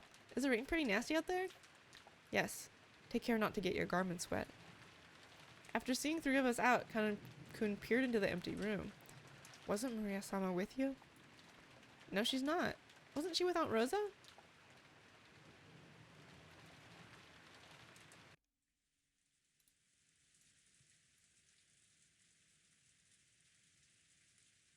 Rosa was lying on a sofa in the empty parlor, having fallen asleep before she knew it. She was bearing a burden that the children couldn't even imagine. That's why she only needed to let her guard down for a little before the weariness immediately dragged her into the world of sleep. Realizing this, Genji brought a blanket over to her. When he tried to spread it over her, her eyes snapped open as though she'd been shocked with electricity. Oh, thank you, Genji-san. When she realized that the thing that had touched her was just a blanket, and that Genji had been considerately giving it to her, she let out a sigh of relief. Did I wake you? My sincere apologies. No, it's okay. I hadn't planned on sleeping in the first place. What time is it now? When he was asked for the time, Genji checked a pocket watch that he took out of his chest pocket. It's slightly after 6 o'clock. Rosa gave her head a little shake when she realized that not much time had actually passed, even though it felt like she'd slept for ages. Even though she didn't feel rested at all, the drowsiness that had enveloped her must have been pretty deep. Thank you. I'll be fine without the blanket. I mustn't sleep at such a strange time. My sense of time has been completely thrown off. The rain has finally started pouring down in earnest, hasn't it? Rosa finally realized that the peaceful sound that had put her to sleep was actually the rain. The wind's blowing hard, too. I wonder if the typhoon's finally here. That's what they said on TV. The typhoon is moving slowly, so they think it will be like this all day tomorrow. Really? So our last chance to see that wonderful rose garden might have already passed by. From the window, what she could see of the rose garden was completely blurred by the wind and the rain. Maria... That's right. What about Maria? I have not seen her. Did she not return to the guest house? Rosa knew her daughter's nature well, so a chill ran down her spine. Maria was stubbornly honest, and if she was ordered to find something that didn't exist, she would look forever and ever, even in pouring rain. No, the cousins left before I did, so Maria was alone. Unless someone told her to stop, she'd stay there, even if it started raining spears, without even opening an umbrella. How could I have lost control of my emotions and done such a thing? Even though she'd known about Maria's simple honesty better than anyone, she'd once again lost control of her emotions and done something terrible. Maria! Rosa pushed Genji away and ran down the hall. The outside really looked like a typhoon, and the rain was pouring down spectacularly. Maybe because of some aspect of the terrain. The winds weren't typhoon class, so an umbrella wouldn't be torn out of one's hands. Even so, it certainly was a windy rain. There was no time to admire the roses being drenched. Anyway, I'm getting pretty worried about Maria. You don't think she's still rebelliously searching for that rose alone, do you? I wondered. Surely she couldn't do it in this rain, or at least I wish I could believe that. But Maria-chan sometimes gets really stubborn and intensely straightforward. We hadn't worried much, thinking that Aunt Rosa had taken her back to the mansion. However, when Canon-kun had come from the mansion to call us, and Maria was here, and thought Maria was here, we got a little worried. I did not see her in the mansion, so I was sure she was here. After all, Rosa-sama was taking a nap. You didn't see her on your way over here? My apologies. I opened my umbrella and ran as fast as I could, so I did not pay much attention. If he had cut through the rose garden, taking the shortest line between the mansion and the guest house, then he would have just barely missed the place where Maria had been looking for the rose. And it was raining this hard too. It certainly would have been possible for Canon-kun to fail to notice her. Instead of arguing around here, it'd be faster to check it out directly. Aniki, why don't we race over there? Oh, do you think you can beat me now that you've been growing for 6 years? Okay, let's settle this. Go! George, Aniki, and I flew out into the rain. Jessica and Canon-kun followed us. Maria! If you're there, answer me! Maria! It's Aunt Rosa. Hey, Aunt Rosa! When George Aniki called back, Aunt Rosa jumped at him and grabbed onto him. Where's Maria? Isn't she with you? No, we didn't meet with Maria-chan after that. Maria! 6 years ago, Maria was 3 years old. She was a cute and pure kid who'd just accept whatever anyone said. But 6 years have passed since then. She's 9 now, and experiencing the ups and downs of life should have taught her something. But Maria, are you telling me you're still as innocent and pure as you used to be? Maria! As I circled the rose bed, something white unexpectedly turned to face me. It was a white umbrella. Maria was crouching down, holding a white umbrella and still searching for that rose. Ooh. Her face, which had turned bright red from crying her eyes out, was dirtied with water and mud. It was a truly pitiful sight. Maria, are you still looking? Oh, can't find it. Can't find my rose. Oh. Maria had probably been here since the rain started pouring down. Her shoulders were freezing. She looked tired to the bone, but fortunately, since she was holding an umbrella, she wasn't completely soaked. The umbrella probably came from the handbag Maria always carried around. Thank goodness. Seriously, thank goodness. Balakun, thank goodness you found her. Maria, I'm sorry. I'm so sorry. Aunt Rosa threw her umbrella aside and hugged Maria. It's not here. My rose isn't here. I'll look for it with you later, okay? So just put it on hold for today, okay? Put it on hold for today. It looked like Maria still wasn't able to accept it, but she no longer had enough energy left to resist. Jessica and Count caught up with us. I'll have a towel ready in the mansion immediately. Maria, were you here this whole time? I'm sorry. I'm sorry for being such a bad mother. Aunt Rosa, why don't we head back to the mansion for the time being? If we stay here, Maria will catch a cold. You're right. Maria, let's go. If we don't get you cleaned up, Grandfather will be mad. Hungry. It's already time to eat. You did a good job holding out, Maria. Once the weather gets better, we'll all go search together. We couldn't stay in the rain forever. We took Maria with us as we headed back to the mansion. Maria apparently wasn't as worn out as I thought. When she remembered we were having calf steak for dinner, she started chanting, I'm hungry, I'm hungry, ooh, and returned to her usual spirited self. Aunt Rosa didn't chide Maria for saying ooh. I see, so she had an umbrella on her. Maria sure is good at packing the right stuff. I didn't bring an umbrella. What? Then how did you get that white umbrella you're holding? I borrowed it. Some caring person must have brought her an umbrella. A normal kid would look for shelter once it started raining, but Maria was too stubborn to give up so easily. So maybe that caring person gave up on telling Maria to find shelter, then decided to at least give her an umbrella. I see. I'll have to thank that person. Who was it? Beatrice! The name Maria cheerfully mentioned was that of the island's witch. Rosa took a deep breath and asked again, trying to do it in a way that wouldn't damage Maria's good mood. Really? That's wonderful. So, who was it? Who brought you that umbrella? Beatrice! Maria immediately realized that her mother didn't believe her and started crying out unhappily again. So Rosa stopped pursuing the subject. It'd probably be faster to ask whoever lent Maria the umbrella during dinner, rather than ask Maria herself.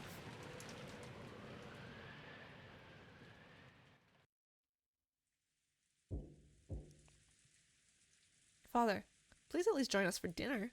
It won't be a family conference otherwise. Along with a dull pounding on the door, the sound of Krause's entreaty could be heard.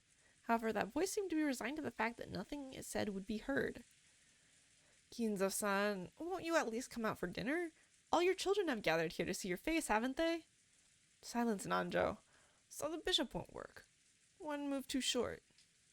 Apparently Kinzo was completely focused on the final battle of his long-lasting chess match with Nanjo. Kinzo's brow was wrinkled as he continued to glare at the game board through his spectacles. Krause's voice didn't reach his ears. Kinzo-san, I'm hungry myself. Why don't we go down and eat? Go by yourself if that's what you want. Let me consider this next move for a little longer. We are going to finish it tonight. Otherwise, it's doubtful we'll finish before the world ends. Nanjo rose from his seat, hoping this would prompt Kinzo to do the same, but Kinzo's eyes never left the chessboard. He knew well that Kinzo always displayed a blind concentration when it came to chess, but he'd never seen Kinzo concentrate as hard as this. It was almost as though Kinzo was telling the truth, and there would never be another chance for them to continue their contest if they didn't finish tonight. It seemed that no matter how obstinately he called out to Kinzo, it wouldn't reach the latter's heart. Nanjo gave up and headed to the door that Krause was still banging on. The door to the study opened. Krause was taken aback, thinking that maybe Kinzo was actually coming out. However, Nanjo was the one who appeared, and Krause let out a sign of relief. Dr. Nanjo, is Father... I'm sorry I couldn't be of service. Right now, this room is Kinzo-san's whole world. Nanjo shook his head with a completely defeated expression. Krause raised his fist once more and banged on the door, shouting, Father, can you hear me? We're heading down now, but please join us at any time you feel like it. All of your children are waiting for you. His voice was very loud and he was making a racket, pounding on the door. There was no way it wouldn't reach Kinzo's ears. Well, it certainly was reaching him, but he ignored it anyway. However, unlike the time he'd been called down for lunch, he didn't fly into a rage. By now, Kinzo was calm at heart, almost as though he had taken a philosophical view and turned himself over to fate. Neither dinner nor the faces of my children interest me in the slightest. I will only leave here if Beatrice is resurrected, or if I am chosen as a sacrifice for the key. The demon's roulette has already started spinning. What meaning does dinner have at this point? As though the painfully loud banging on the door completely failed to enter his hearing, Kinzo silently thought about his next chess move, still in his philosophical state. Just as always, Kinzo's figure couldn't be seen anywhere in the dining hall. Kraus, wearing a bitter smile, returned with Nanjo. Father says he is still not feeling well. He truly regrets missing this once-a-year opportunity to sit together with his gathered family. Ava and Rudolph snickered. Given Kinzo's personality, there was no way he'd show sign of regret, and none of his relatives showed any regret at his absence. Then why don't we start dinner? Goda, begin. Certainly. Well then, if you will allow me. When Goda was told to start the family conference dinner, his biggest time to shine of the whole year, he nodded with a broad grin. May I ask who lent Maria an umbrella? When Rosa timidly cut through the silence of the dining hall, everyone noticed. An umbrella? What's this about? A short while back Maria was in the rose garden when it started raining, and she'd apparently borrowed a white umbrella from someone. I wanted to thank them. It wasn't one of us. After you left, we moved to a different room and had a friendly chat that whole time. Ha, that's right. Even after that, the siblings had a real friendly chat. The word friendly fell awkwardly from Hideyoshi's lips, so even those who hadn't been present could tell that conversation hadn't been a pleasant one. At the very least, it couldn't have been me, Ava, Rudolph, Hideyoshi-san, or Kirie-san. We were together the whole time, even after Natsuhine-san and Rosa-san left. The whole time until the meal started. Nisan went up to the study with Genji-san to call father. At that time, the rest of us went straight to the dining hall, so it wasn't one of us. Couldn't it have been a servant kind enough to lend an umbrella? So, was it you, Goda-san? I've been in the kitchen the whole time preparing. My sincere apologies. Goda looked slightly disappointed about missing this chance to show off. At that time, Shannon and Kumasawa appeared, pushing the serving cart loaded with hors d'oeuvres. Then what about Kumasawa-san or Shannon-chan? Yes? Has something gone wrong? Because Shannon had come in part way, she shrank back, mistakenly thinking that the others were searching for the one responsible for some error. It isn't like that. It started to rain when Maria-chan was alone in the rose garden. After that, someone lent her an umbrella. Aunt Rosa said she wanted to thank that person. Well, Beatrice, Maria, her mouth a thin line, said the witch's name in a small voice. Aunt Rosa explained the situation one more time. As she did, Kumasawa-san cackled. Oh ho ho, it wasn't us. Shannon-san and I were preparing the rooms together, so we did not go outside. Yes, I'm sorry I wasn't able to be of assistance. Preparing the rooms? What do you mean by that? Because of the rain, we thought it would be troublesome for all of the guests to return to the guest house, so the servants were ordered to prepare the guest rooms inside the mansion. Really? How thoughtful. Yes, it certainly would be rude to chase us outside in this rain.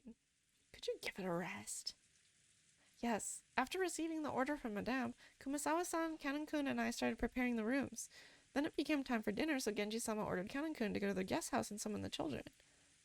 Yes, so did Kanon-san find Maria on the way to the guest house and hand her the umbrella? Ooh, wrong! The person who had actually received the umbrella denied it. Rosa was troubled. All she wanted to do was to give a word of thanks to the person who had lent the umbrella, but she couldn't find them. And she thought asking like this with everyone gathered for dinner would work immediately. But then was it you, Natsuhine-san? I'm sorry. After everyone's friendly chat, my headache was so bad that I've been resting in my room. Therefore, I did not go outside. Then who was it? George-kun and the kids? That can't be right. No, it wasn't us. We were watching television in the guest house the whole time. Actually, we thought Maria had just gone back to the mansion with you. Then Kanon-kun came and asked whether Maria was with us. That's when we first realized she wasn't in the mansion. I mean, if it were me, I'd have grabbed her hand and pulled her under a roof before giving her an umbrella. Rosa was completely baffled. One by one, the relatives and the servants denied that they had done it, even though it really wasn't something anyone would need to hide. So by process of elimination, the number of remaining candidates wasn't large. Of course it wasn't me. Right after it began raining, I visited Kinzo-san's room, and I was playing chess with him until just now. Which means that I also wasn't grandfather. Wait a sec. Isn't this starting to get a bit weird? Who's left?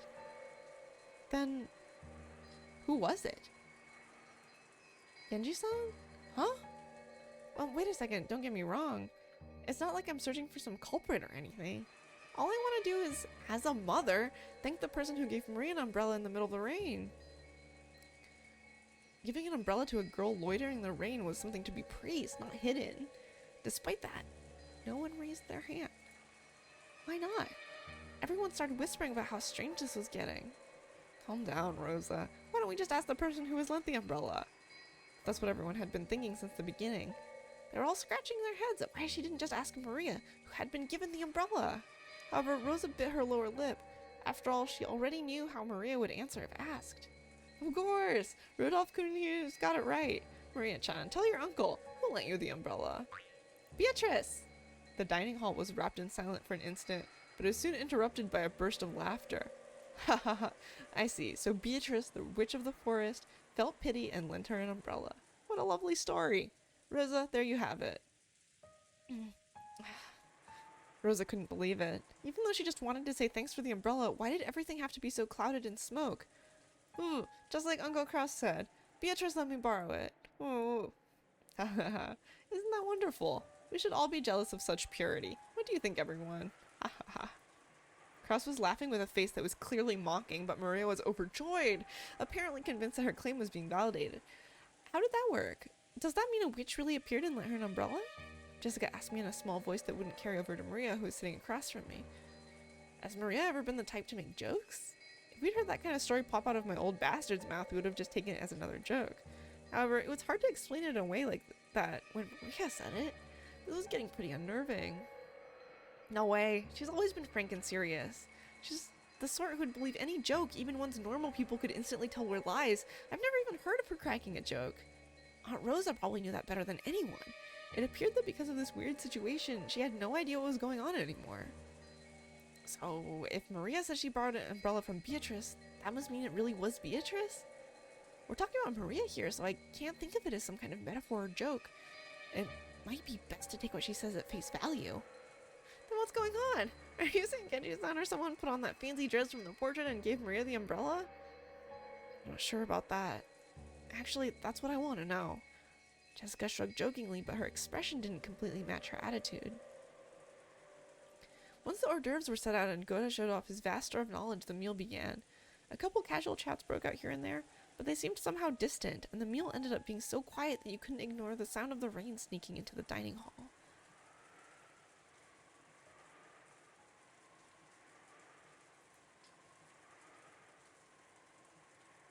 Kumasawa and Shannon, pushing the serving cart, ran into Genji and Kanan on their way to the kitchen.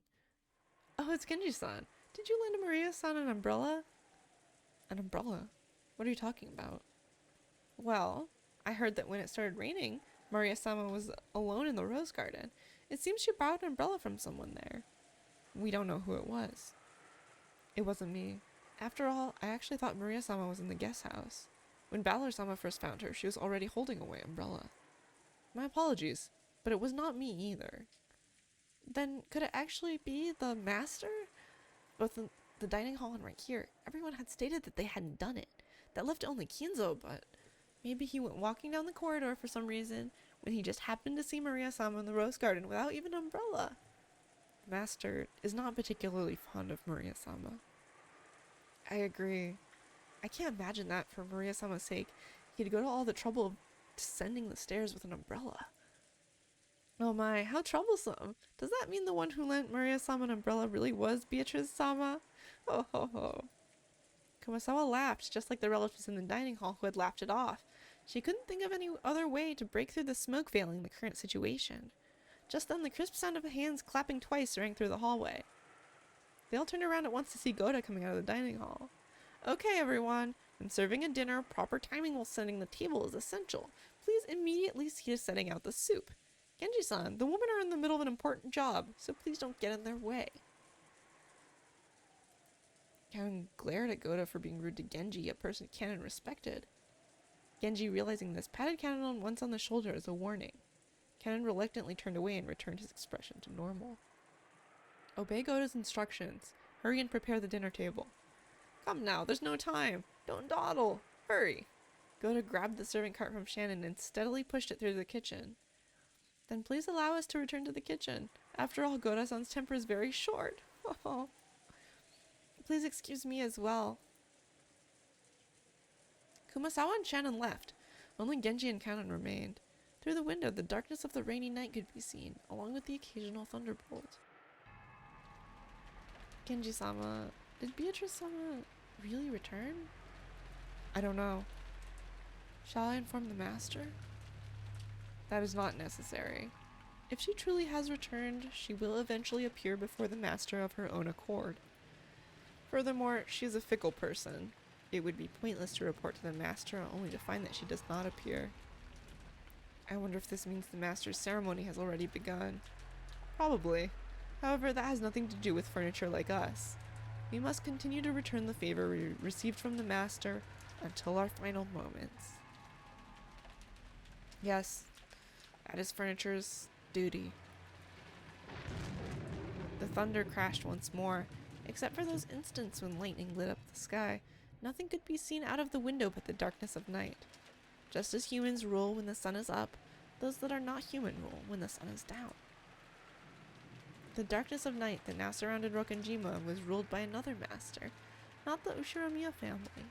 Did this master take pity on Maria when she was alone and being pummeled by the rain in the rose garden, lending her an umbrella? Kanon looked at the rose garden's lights, dimly visible beyond the window. The dim lights weren't enough to illuminate the surrounding area. Looking at those lights felt like making eye contact with the witch, and Kanon forced himself to avert his gaze. If he didn't, it felt like his eyes would be absorbed by that light. Can the weather change how people act? You often hear stories about how things like atmospheric pressure can influence people's moods and physical health. For some time now, everyone had been struggling to clear the gloomy atmosphere, but any conversation was quickly cut off, and in the end, the dining hall was simply filled by the sound of the rain. Dessert was some kind of chocolate cake accompanied by pear sherbet. Goda-san enthusiastically explained the recipe as soon as his final dish was presented, but I quickly forgot the details. The guest of honor grandfather was absent, the weather was horrible, and the identity of the one who'd lent Maria an umbrella remained a mystery. When dinner ended, no one even felt one bit refreshed. It was too late now, but I realized painfully that taste wasn't the only important part of a meal. The whole atmosphere was also critical. Goda-san, the supposed conductor of this musical piece called Dinner, did his best to enliven the place, dropping little jokes left and right, but apparently not one of them succeeded.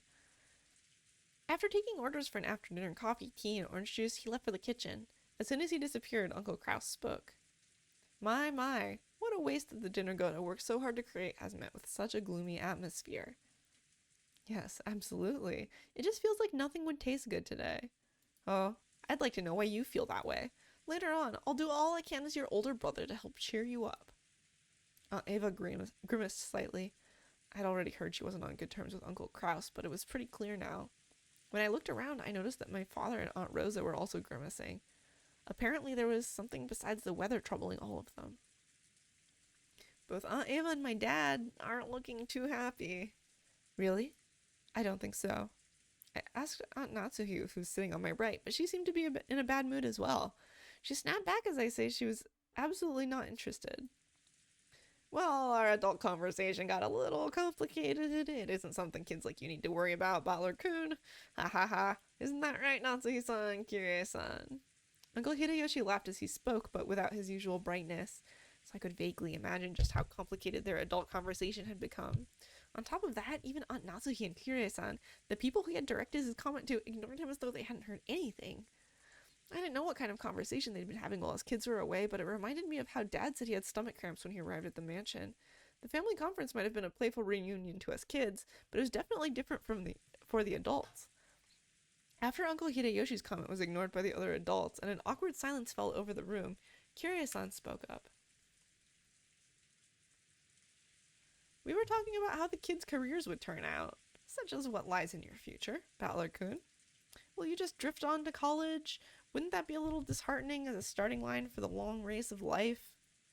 Hey, wait a sec. Kirie-san, if you start talking about something like that in the middle of a meal, it won't digest well and we'll all end up getting constipated. Ah ha ha! That's right. We were talking about Butler-kun and Jessica-chan's careers. You've got to think seriously about the future. Ha ha ha ha. Hideyoshi heartily agreed as if they had been actually talking about that, but that was probably wrong. Kira-san had obviously been trying to change the subject. However, if Kira-san had determined that this was the best course of action for now, then she was probably right. Taking this into account, I cast aside my suspicions as to the cause behind Aunt Eva and Dad's bad moods. At long last, the serving cart returned, filled with coffee and tea. Kumasawa-san and Shannon-chan served it to everyone.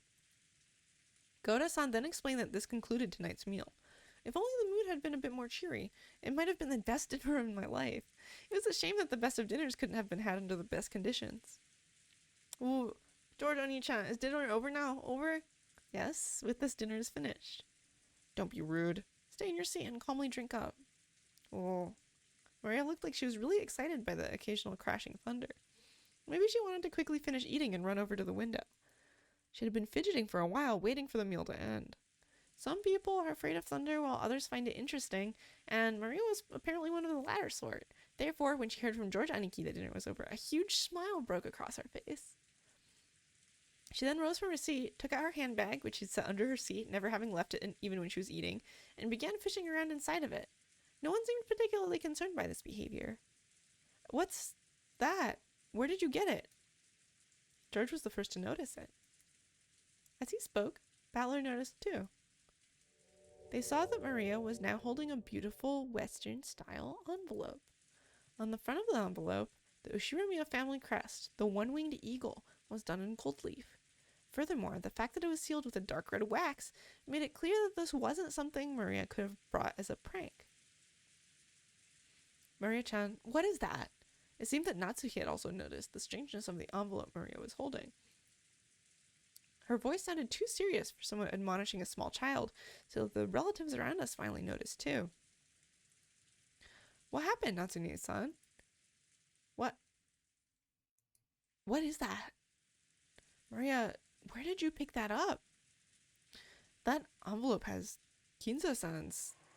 When Nanjo muttered that, even as kids could understand why everyone seemed to be frozen solid. The envelope that Maria had was one of the Ushiromiya family head's custom-made envelopes for private use. In other words, it could only mean one thing. This envelope contained a message from Kinzo. Oh? What is an envelope like that doing here? Now that's an interesting thing to come jumping out at us. Just let me have a peek. Ooh. No way. I'll read it. I was told to read it to everyone. Uncle Hideyoshi tried to snatch the envelope out from Maria's hands, but she protected it as though hugging it and didn't let go.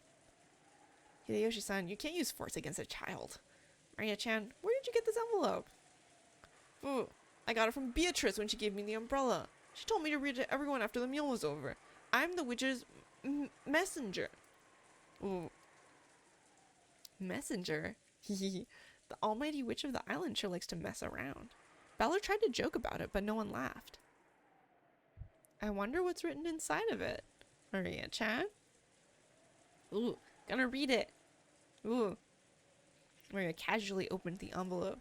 It was sealed only with wax, so she just had to remove the sealing wax to open it. That sealing wax fell onto the desk. Hideyoshi hastily picked it up and stared fixedly at it. He then set it in the center of the table where Natsuki, Kirei, and Nanjo stared at it.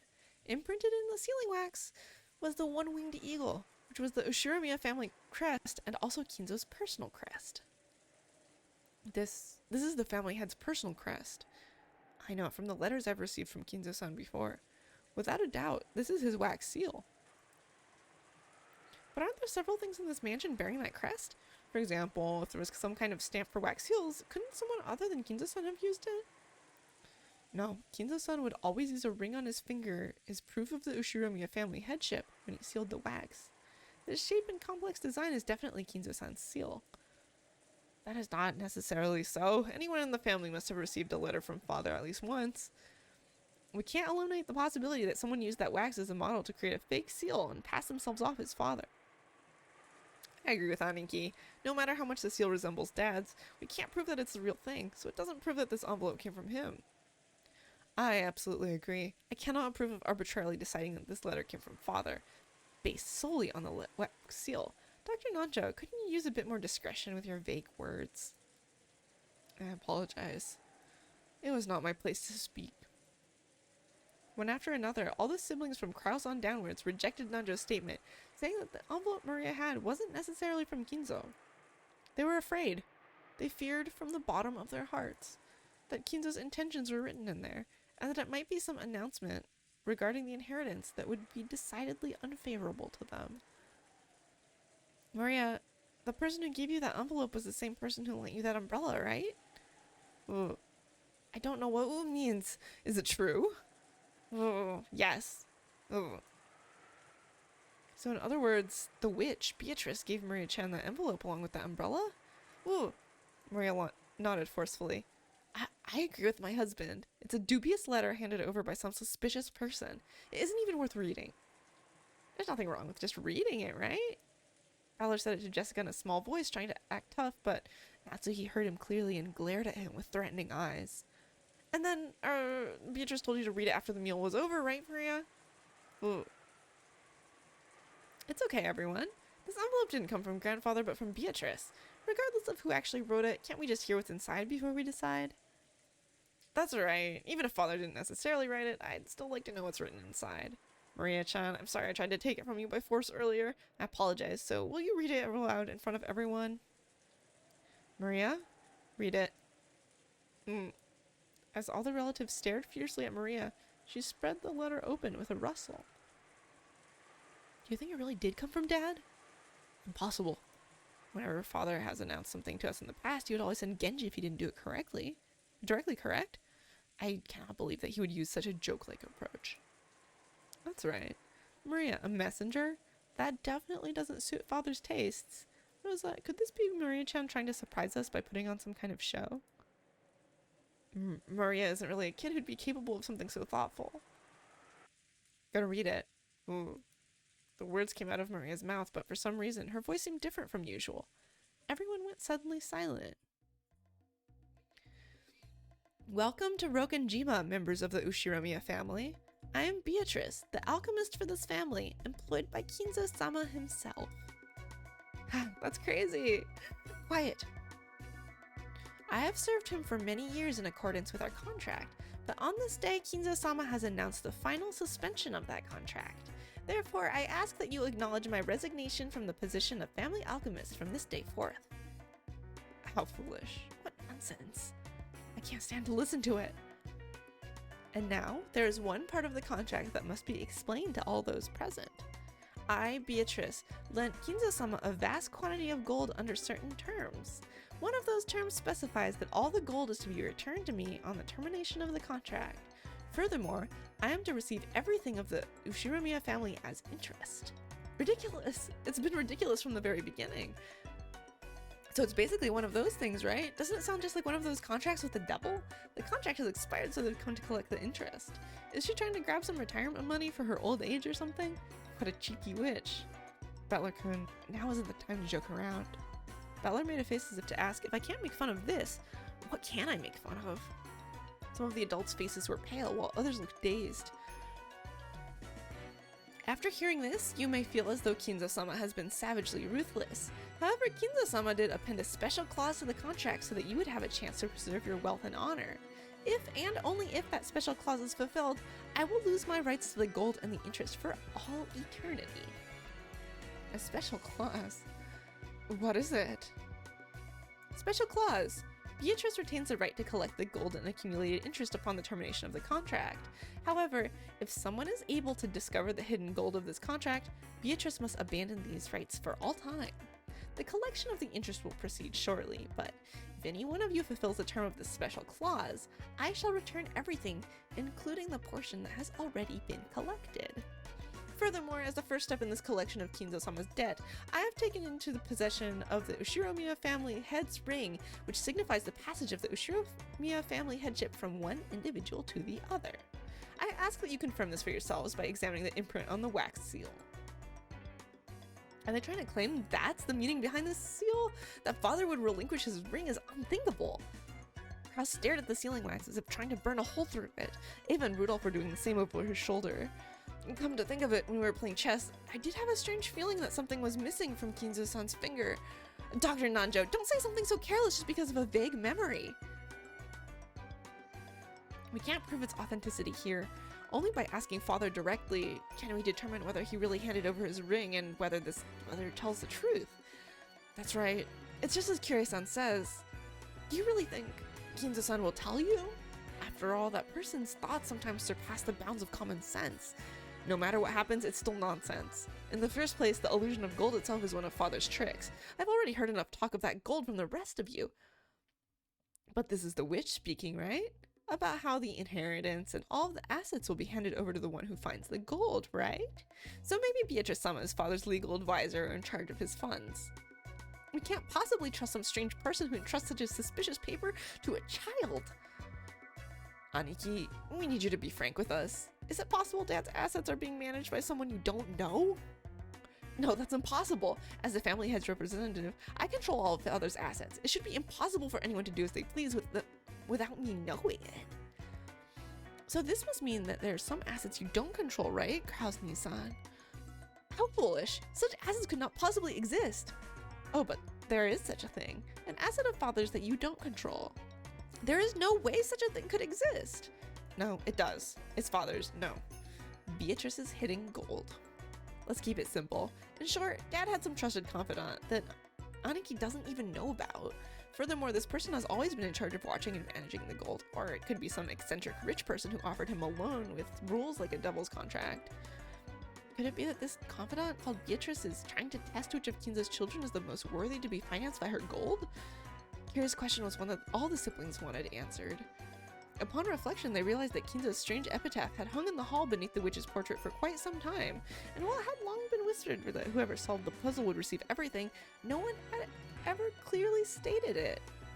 It was just something that everyone had hoped might be true, and right here, right now, the thing that they'd hoped for had clearly been stated in Beatrice's letter. It clearly specified that everything of the Ushiromiya family would be given to the one who found the gold.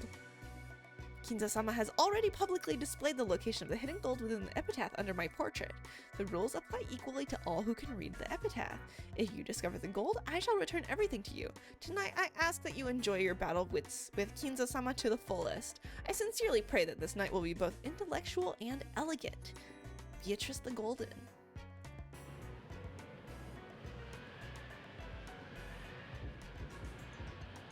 Father, I know you can hear me. Please respond. The door to Kinzo's study was being violently, harshly beaten over and over again like a percussion instrument. The yells coming from the other side belonged to Kraus, Rudolph, and sometimes Ava.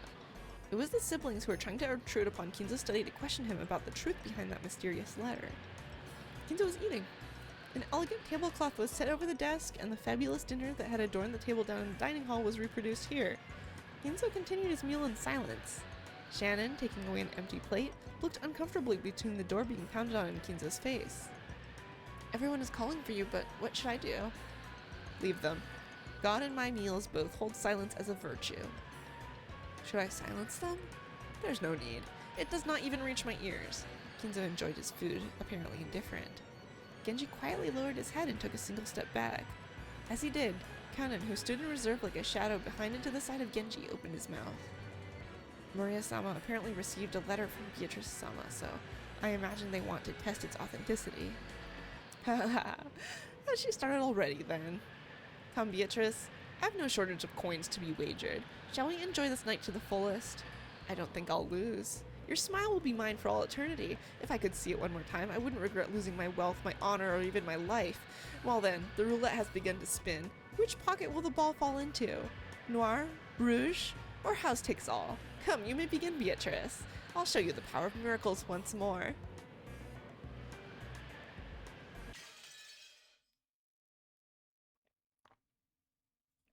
Order big. It's heating up. Yeah.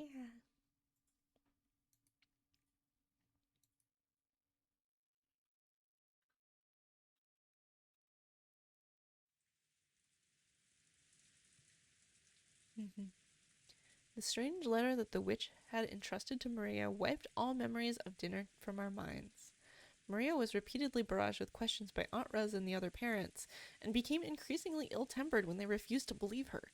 If we kids tried to butt in, they'd probably ignore us. Our parents were all stirred up, firing back and forth about the gold and the distribution of assets, and completely forgetting that we were even there. I'd already been guessed that they'd been talking like this in the shadows, but I hadn't thought they'd be so blunt. It gave all of us kids a considerable shock. From what we could overhear, all the parents wanted more money as soon as possible. Back and forth about grandfather's inheritance, back and forth about the distribution of the gold if it was found, about advance payments and cash. It was so despicable I could hardly bear to watch, even though one of them was my father. It looked like Jessica felt the same way. We left our seats without being asked to and went to hang out somewhere well away from our parents. I get it. Now I totally see why grandfather hates coming down for meals. I'm so disillusioned with our parents right now. All that about money and the inheritance. How can they act like that right out in the open?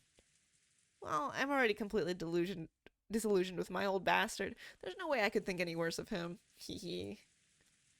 That's exactly the same for me. Still, that freaking shocked me. Shocked me to the core. Jessica looked down at the floor, irritated. She was always talking about how bad her parents were, but maybe she hadn't really felt that way deep inside. The depths of Jessica's shock made that clear. You're all minors being supported by your parents, so you might not understand, but getting money is neither a simple nor a pretty thing. I won't try to force you to understand right now since you're still kids. But even so, I want you to realize that your parents are just doing their best in their own way. Oh, great. George Aniki's gotten all mature. Georgie-san, I know you're working hard as a full-fledged member of society, but does that mean you turn into a shameless, greedy vulture like our parents whenever you start talking about money and assets? If it were only for my own benefit, then no, I wouldn't want to do that. However, when your family and your employees, your subordinates, and their families are all counting on you, there are some times when you must fight. I hate that kind of fight. That back and forth about grandfather's inheritance just makes me want to puke. Jessica pretended to spit violently. The harsh reaction made the depths of her pain very clear. Let's stop talking about this. All this about grandfather's hidden gold, property, and inheritance is our parents' problem, not ours. I agree. At the very least, I think children have a duty to be considerate and stay out of their parents' way when they're talking together. Sounds pretty boring. Everyone knows the phrase, adults are filthy, but we had now seen that for ourselves, and that really give us a considerable shock. Jordan Aniki was now pretty much an adult, and I'd already been disillusioned with my dad, so the shock wasn't that big for us. But Jessica seemed to be taking it hard. Apparently, she'd received an even bigger blow than I'd thought. She always talks badly about her parents, but it looks like she hadn't changed at all on the inside. Even now, she's still a pure-hearted, delicate person who can't doubt others. I'm sure she respected her parents as much as anyone else does. And then her parents started raging about, going, money, money, inheritance, inheritance, my money, right in front of all the other parents and the children. It's no surprise she received such a shock from hearing that. Jessica-chan, please don't start hating your mother and father. I won't ask you to understand them, but at least don't hate them. I get it, just leave me alone for a bit. 6 years ago, I would have kept taunting Jessica even after she got all dejected. But I guess I really have grown over the last 6 years. I realized it'd be better to leave Jessica alone right now. Jessica suddenly looked away sulkily and left the parlor. She probably wanted to be alone for a while.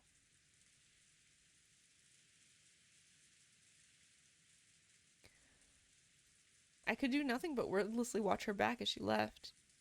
Come to think of it, I wonder where Maria-chan went. She's probably pouting in front of the portrait.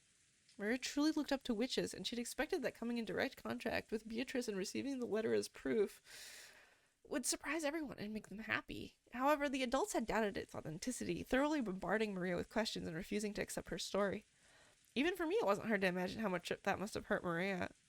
We couldn't speak to Maria or Jessica. In the end, George, Aniki, and I just abandoned ourselves to the sound of the falling rain and the dark night. I wonder what's happening with that typhoon. Maybe there's something about it on the news. George Aniki started walking over to the corner of the parlor where the television was. He hadn't called me over, and I really couldn't have cared less where the typhoon was on the sea right now. So, without going to the television, I loitered around the window. The wind hasn't picked up much here, but I wonder if it's still horrible over the sea. I did hear about a severe storm warning on the weather report.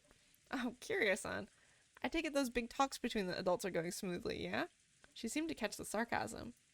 Kira-san shrugged. I wonder if that stomachache of a discussion will continue all night. It's not going to be fun. Well then, please enjoy playing vultures to grandfather's property as much as you'd like. I feel sick. I'd agree with you on that. If I could just slip away like you, I'd do it. Unfortunately, I can't, even if I'm not allowed to speak. We spouses have it pretty rough, too. Kira-san took a deep breath, smiling bitterly. That's right. They probably wouldn't let Kira-san speak since she only married into the family. Still his dad's partner. She's had no choice but to stay by his side and support him. She's probably had to bear the full brunt of this mental pressure much more than me. I wasn't going to apologize, but realizing that I'd spoken too harshly, I cut the sarcasm for the time being. So how does it look? Are they still stuck on the topic of the mysterious witch Beatrice? More or less. Those four siblings are always piling up secret agreements when they come together to discuss the division of grandfather's inheritance.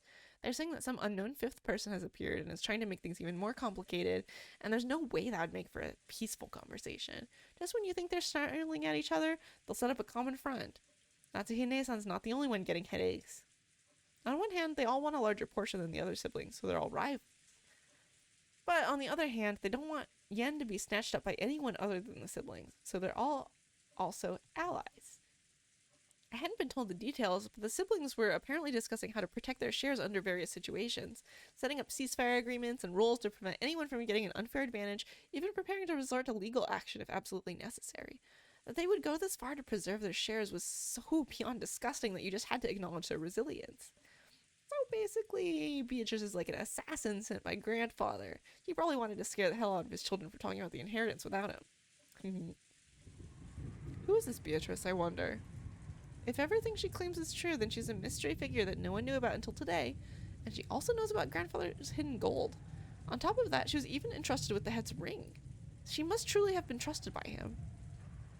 Well, obviously I don't think she's a witch riding around on a broom, but there's no doubt she's a mysterious person who's earned the right to be called a witch. If only Maria-chan would go into more detail about that. Everyone's been smothering her, even though she's just a little girl. They really scared her and asked some things they might have asked that now can't be asked. Some things they might have asked now can't be asked. I wonder if those people have ever even read The North Wind and the Sun. What we do know is that Maria received a letter from a person who took the name Beatrice. She sure is shy for a mystery person, entrusting Maria with a letter and hiding away even now when she could have just appeared and talked to us directly. Haha. Hey, Balor-kun, do you really think a person called Beatrice actually exists? Who knows? Doesn't it really seem like a false name? Like she's grandfather's representative, so she's given permission to take on the name of the witch from his delusions? No, that's not what I meant. Right now, there's a total of 18 people here on Rakanjima. Do you think there's a 19th person? Are there really a full 18 people on this island right now? Wondering about that, I began counting on my fingers, and it really did come out to that many. Do I think that a 19th person exists? What exactly do you mean? Just what I said. The person who lent Maria the umbrella supposedly wasn't one of us 18. So isn't it natural to assume that a 19th person exists and that this person lent Maria the umbrella? Well, yeah, it sure looks that way. Then where exactly is that person now? At the very least, she must have been on this island when it started raining. And ever since that time, the weather has grown progressively worse, so taking a boat out would be pretty much impossible. In that case, that person must still be on the island, hiding from the rain somewhere, and without any of us spotting her. True, we've all been randomly prowling around all over the mansion and the guest house, but no one has bumped into a 19th person. But this island is huge. There might be other places to take shelter from the rain other than the mansion and the guest house. At about this time, I began to realize what direction Kiryu-san's suspicions were taking us in. Kiryu-san was denying that a 19th person existed. Beatrice was one of us 18. In other words, she thought someone we knew well was tricking us. If Beatrice is who she claims, she would surely be the most honored of guests, the most honored of confidants, trusted by grandfather. There's no way grandfather wouldn't give that kind of person a warm reception. She would surely have been ushered into the mansion, however we haven't seen anyone like that. Wait a sec, isn't this line of reasoning a bit too hasty? Sure, no one spotted this person, but that doesn't mean you can deny the possibility that a 19th person exists, right? Maybe for some reason they landed on this island stealthily and have been hiding ever since. It's what they call a devil's proof. It's easy to prove that something exists. If this Beatrice appears in front of us and says hi, then it's settled. But it's impossible to prove that there's no 19th person. Yes, Balor-kun, your way of reasoning isn't bad. In our current situation, there isn't enough information to either accept or deny that a 19th person exists. But if you spin the chessboard around and think that way, we can deny the existence of a 19th person with near certainty. Spin the chessboard around was one of Kiryu-san's favorite phrases. I've been influenced by those words and use them myself from time to time. When you get stuck trying to find a move in chess or shogi, then spinning the board around and looking at everything from your opponent's standpoint, you can often see a strategy that'll give you the upper hand. It means turning things around and putting yourself in your opponent's shoes. You see? Let's say that a 19th person called Beatrice actually exists. That person must have managed, without being seen by anyone, to stealthily arrive on this island and remain hidden ever since. Maybe they had some reason, okay? In that case, why did they go to all the trouble of appearing before Maria and handing her the letter? It really was a contradiction. If they had some reason for hiding themselves, then they should have stayed hidden the whole time. But even so, they had appeared openly in front of Maria. Then, wait, Maria said it herself. She said the witch made her a messenger. Maybe that's because Maria was the youngest and looked the most obedient. Why would they need a messenger?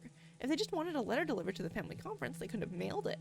If they mailed it to each of the 4 siblings, no one would have been able to ignore it. There was no need for this person to carry it themselves and secretly deliver it by hand. Yeah, that does sound pretty right. In the first place, if Beatrice existed and wanted to make her presence known to everyone, then she could have just openly presented herself to all of us. Despite that, she chose the vague method of appearing through a little girl called Maria-chan and only gave us a vague impression of who she was. Contradiction. Let's all go a little deeper, shall we? She appeared in front of Maria trying to give us the impression that a 19th person existed, and yet she still hasn't appeared before us and is hiding somewhere at this very moment. Think about those contradictions. You've got to keep these things in mind when you spin the chessboard around. In short, if a person wants to leave us with the impression that Beatrice exists as the 19th person, what might their goal be? If this person wanted to hide, then they wouldn't have made their presence known, and if they wanted to show themselves, they wouldn't have used the roundabout approach of entrusting someone with a letter. Which means it's simple. Beatrice is one of the 18 people. That's why they want to create the illusion that there are more than 18 people. The 19th person was revealed so spectacularly. If someone were to profit from this, it wouldn't be some 19th person in hiding. It'd be one of the original 18 people. Of course, his reasoning is full of holes. If you turn over even a few of his premises, it'll simply fall apart. But I'm almost completely certain it's correct. This is starting to feel pretty creepy. Someone lent Maria the umbrella and handed her the letter. Supposedly, none of the 18 did this. And yet, Beatrice was hidden among those 18. What was this person planning, hiding their true form and pretending to be Beatrice? I suspected it might have been Maria-chan play acting, but the contents of the message are extremely complicated, and it's hard to imagine Maria-chan writing that herself. However, I can't deny the possibility that Maria-chan is working together with someone. Wait a sec. Maria-chan's a 9-year-old kid, right? What could she possibly be planning, and with whom? And what about her straightforward, overly honest, obedient nature? Yes, I also understand what kind of a person Maria-chan is, but that's exactly why I think it's possible. That girl's a dreamer who can't help but look up to and blindly accept the existence of witches. So if a person appeared in front of her and claimed to be the witch Beatrice, Maria-chan would happily swallow it up, I think. So you're saying that if someone disguised themselves by wearing that fancy dress from the portrait, tricking Maria wouldn't be that hard? Of course, with that reasoning, all of us women would become the primary suspects. Anyway, who did Maria-chan encounter? Learning the details of that question would be the best way to solve this riddle. But this key has been firmly locked away inside Maria-chan's heart. Everyone denied the existence of the witch without listening to her, barraging her too much with questions about who Beatrice actually was. She probably won't open her heart to the adults now. In the dim hall in front of the portrait of Beatrice, Maria was sobbing. No one believes I met Beatrice. Even though I showed them the letter Beatrice gave, they still don't believe me.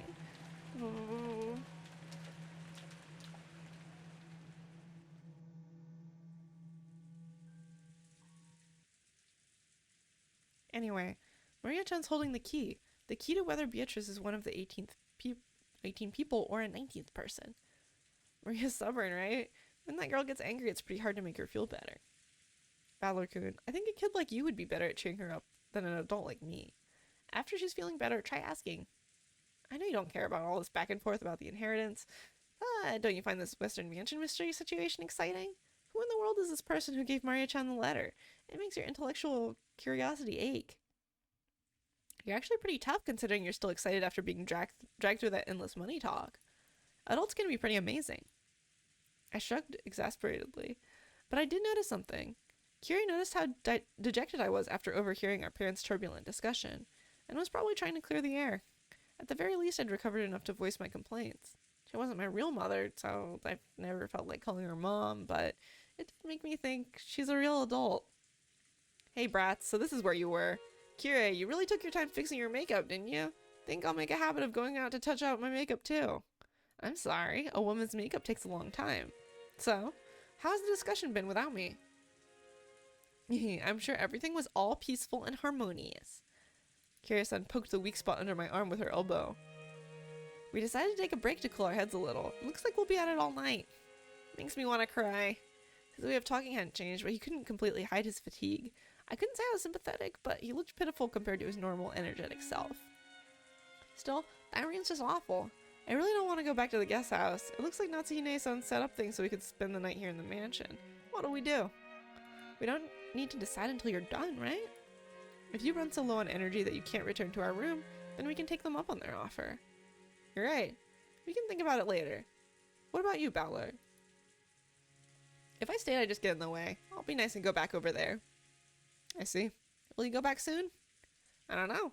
It'd be lonely to head back by myself. I'll gather all the kids and we'll head out. Hey, you go do that.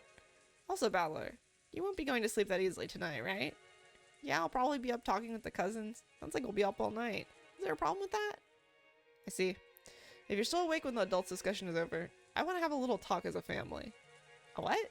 That doesn't sound like you. Apparently, Kiria-san was thinking the same thing. What are you talking about? She asked him in a small voice. It looked like Kiria-san didn't have a clue what Dad meant either. I also want to talk to you about it, Kirie. I'll tell you later, so don't ask now. Please. I don't know anyone who neglects the concept of family as much as this old bastard. And now he's saying we're going to have a talk as a family. Both Kiria-san and I couldn't help but get wide-eyed. Don't look so terrified. I'm the one who should be terrified. After all, at this point he swallowed his words for an instant. Even though putting on airs of importance wasn't much like my dad. You're freaking me out, Dad. Everyone in our family's gathered here now, right? Don't make a big deal out of it and spit it out. Tonight, I will probably be killed. There was a huge crash of thunder. It must have been really close. Dad's expression, brightly illuminated by the lightning, was burned into my eyes. Dad's face, which always looked so sure of itself and which always wore a taunting expression, was strangely frail in a way I couldn't really explain. It was so worn out that he looked like a different person. What? What are you talking about? That doesn't sound like you. I agree. What happened? You look so timid all of a sudden. It's not like you. I'm gonna go fix my makeup too. Don't follow me. Dad turned away weakly. After that, only Kiri and I were left, still wide-eyed. What did he say? Tonight he'll be killed? You don't think that mysterious letter scared him, did you? He's been watching too many serial murderer movies. Kiri-san didn't answer my lighthearted words and continued to stare at my dad's disappearing back. Bowler-kun, when you told Rudolph-san to spill the beans right away, he left without telling us anything. Even though he had something to say to both of us, he didn't answer you. Why? Spin the chessboard around. What do you see? Well, when he said that he wanted to talk but then couldn't, that's a contradiction. What? Can you see something by looking at Dad's perspective? Yes, I can see something. He wants to talk about something. However, he doesn't have the courage to bring it up. So he actually means chase after me, talk to me, and ask me about it yourself. Saying don't follow me, he actually means the opposite. He actually means follow me and force me to answer. Seriously, what a spoiled brat. What? Can you really call that reasoning? That's ridiculous. Can great private and police detectives deduce the emotions and feelings between men and women? They can, right? Figuring out the feelings of the opposite sex is an even more advanced art than exposing the tricks in difficult crime scenes. If you ask me, romance novels have much deeper mysteries than masterpiece mystery novels. I see. Is that how it is? I'll stand alongside that spoiled brat. He normally loves to bluff, but tonight he's totally tired out from that heated discussion. He probably wants someone to lean on at the moment. And responding to that need is the role of his partner. Haha, sounds passionate. Then I'll leave that old bastard in your hands. Yes, leave it to me. I called out to Kiria-san's departing back. Huh? What? I wanted to say thanks. Thanks to you, my gloomy mood has cleared up a lot. That's good. Communication is important. After answering with a wink, Kiria-san followed after Dad.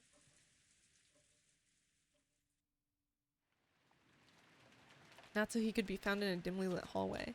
Now and then the thunder would crash, but this had no effect on her expression. She looked completely worn out. The discussion that had just taken place between the relatives in the dining hall was repeating itself inside Natsuhi's mind. Beatrice had proclaimed that in addition to the gold, all of the inheritance and property of the Ushiromiya family would be given to the person who could solve the riddle. In other words, she had planned to undermine the absolute guarantee that Kraus had, as the older brother had to succeed at the family head. Originally, the other siblings had absolutely no chance to inherit the headship. To them, this proposal by Beatrice was extremely desirable. It was obvious that they would accept it. There's no need to play some clumsy detective game. Natsuhi knew that this so-called 19th person, Beatrice, couldn't exist. Naturally, Beatrice was nothing more than a fictional character used to pass a message that Kinzo had written himself. As proof, Kinzo had remained stubbornly neutral as to that letter's authenticity. He was completely ignoring these reckless claims that he shouldn't be able to ignore, that he had given up the head's ring. In short, Kinzo had wordlessly admitted that the letter held his own message. Most likely, one of the servants had given Maria the letter. Kinzo had probably worked out an elaborate plan where the dress from the portrait would be prepared, and someone, probably Shannon, would be made to wear it and deliver the letter and the umbrella. By doing that, he could make it seem like the witch from the portrait actually existed. No, if anything, that alone was proof that Kinzo was behind all this. In that case, it was the same as Kinzo trying to butt into the siblings' private discussion. Then Kinzo, by announcing that he'd give everyone to the person who solved the riddle, could weaken Kraus's overwhelming advantage. Now it was certain, Kinzo had eavesdropped on the siblings' discussion in the parlor earlier that day, so he had known how Kraus had staved off the attack by the other three, and to make the scales of the battle go back into balance, he had sent out the strange letter which benefited Kraus's rivals. He was trying to push this crazy theory so that Rosa, who had a weak position among the siblings because of her age, would join with Ava and Rudolph. Then, with a 3-to-1 advantage, they'd be able to overwhelm Kraus yet again and make the ridiculous theories get accepted by force. And by doing them, he gave them the power to resettle what had once been a nearly decided conflict. They had now started repeatedly pressing Kraus to pay them a large amount of money. Using the condition that all the siblings would guarantee Kraus's position as the successor, talk about advance payments was being brought up again despite being rejected once. Of course, even without the story about the hidden gold, the Ushiromiya family's store of wealth was vast. That store of wealth alone was more than enough. Even if the hidden gold was buried forever, along with Kinzo's death, there would be more than enough to satisfy. Therefore, even if they weren't that interested in the gold itself, Kinzo had managed to instill the lifelong fear that, on the off chance that someone found the gold, that person would be granted the headship. And this kind of Achilles heel would definitely be taken advantage of by someone sooner or later. The only person with this fatal weakness was the successor, Kraus. The other siblings had they had been told by Kinzo about something that only Kraus could lose, and they had thoroughly taken advantage of that. Natsuhi, as Kraus's only ally in this painful position, and as his wife, wanted to fight alongside him. She kept trying to explain to him that the existence of the gold itself was a farce, and there was no need for him to compromise. Kraus had already told Natsuhi, he had told all of the siblings, he always said that the hidden gold was nothing more than an illusion created by Kinzo. Therefore, Natsuhi had believed it as his wife, and had supported her husband on that foundation. Even so, Natsuhi's words didn't reach Kraus. Even though Natsuhi had fought so hard and had lent all of her strength, he continued to fight by himself and was trying to compromise with the other three siblings. Natsuhi sadly and weakly wondered why she could not be of use to him, then started getting angry. It had happened when everyone decided to take a short break to cool their heads. Natsuhi had flared up against Kraus. Enraged, she had asked why she could not be useful to him. He had then told her that he wanted to talk to her about something, and invited her into a room that she was normally not allowed to enter. That room had been sealed with a heavy-looking padlock, and just looking at it had given her an uncomfortable feeling. There's no need for you to worry about anything said by those three, or even the suspicious person who calls herself Beatrice. After all, the gold is just a ruse created by father. There's no way something like that could be found. Your position as the successor is a solid fact. What are you afraid of? Kraus removed the padlock on the door. He then motioned for Natsuhi to enter. Enter. What is this? There's something I want you to see. I've never shown you this before. Natsuhi timidly opened the door with a dubious expression on her face. It was pitch black. She searched for a switch to turn on the lights, but since this was her first time in the room, she didn't know where it was. Kraus entered behind her, pushing her in, and when he closed the door before turning on the lights, the two were swallowed up by the darkness. Only the sound of Krause locking the door ran out through the dark. What are you doing? The lights... I am turning them on now. Wait. Just as he said, when Krause pushed a switch on the wall, a flickering light turned on and lit up the room. That is... Natsuhi had her breath taken away. The room had no windows, and at a glance it appeared to be empty. In the middle of a room, a small round table had been set, and the lights brightened only that table, as if it were the leading part in a play. On top of the table, a red tablecloth of elaborate design had been set out, covered with dust, and on top of that, something about the size of a grown man's arm had been sat down. That something took Natsuhi's breath away. It's a gold ingot of incredible purity. Without this, no one would have believed in the legend of the gold.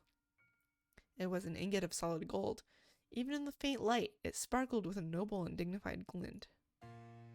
This is not a proper ingot. I don't even know whether it was cast inside or outside the country. It took a high level of skill to make the purest of solid gold ingots, and in order to verify that purity, it was standard to have the original foundry in the name of the bank that guaranteed it imprinted on the gold. However, this ingot did not have that kind of seal. This mysterious gold bar had come from an unknown foundry. Look here. There's nothing to be afraid of. It's just a bar of gold. Natsuhi, following Krause's words, timidly approached the ingot. Right here. Krause pointed at the surface of the ingot. Natsuhi concentrated on that section. Right there was the thin imprint of the one-winged eagle crest. Natsuhi's breath was taken away once again. That's right. This is the legendary ingot that Father said he received from the witch, that the president of Maruso witnessed and was allowed to select at random to take back with him. They gained the trust of the fixers in the business world. I had to use all possible means to find it.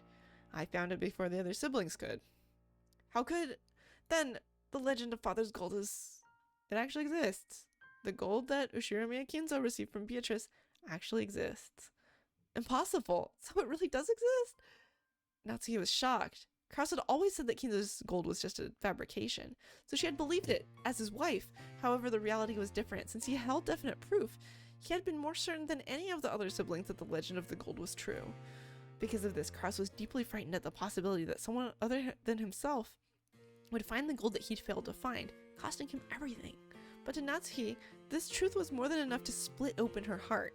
She had thought that as Krause's wife, she should be his closest confidant, which is why she had selflessly supported him, and yet he hid this fact from her, until today.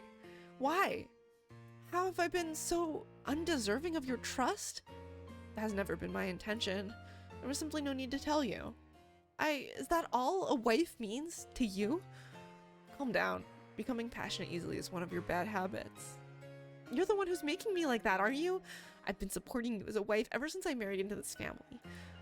For your sake, I threw away the family I was born into, and I've been offering up my heart and my body to serve you. And in return, this is what I get? How could you? Krause grimaced, looking annoyed. His expression effectively communicated how much he disliked this part of Natsuhi, even though he didn't say it out loud. It doesn't look like I will be of any use to you anymore. That's fine. I can resolve the troubles with my siblings by myself. I don't need your help. That's wrong! This is the Ushiromiya family's problem. It's true that I am not permitted to wear the family crest on my body, but I am still your wife. Even so, are you saying I'm not capable of helping you? I especially wouldn't want to risk getting you involved. It would probably make your headaches even worse than they are now. Take a rest for today. The siblings will deal with the siblings' problems. It has nothing to do with you. That is all.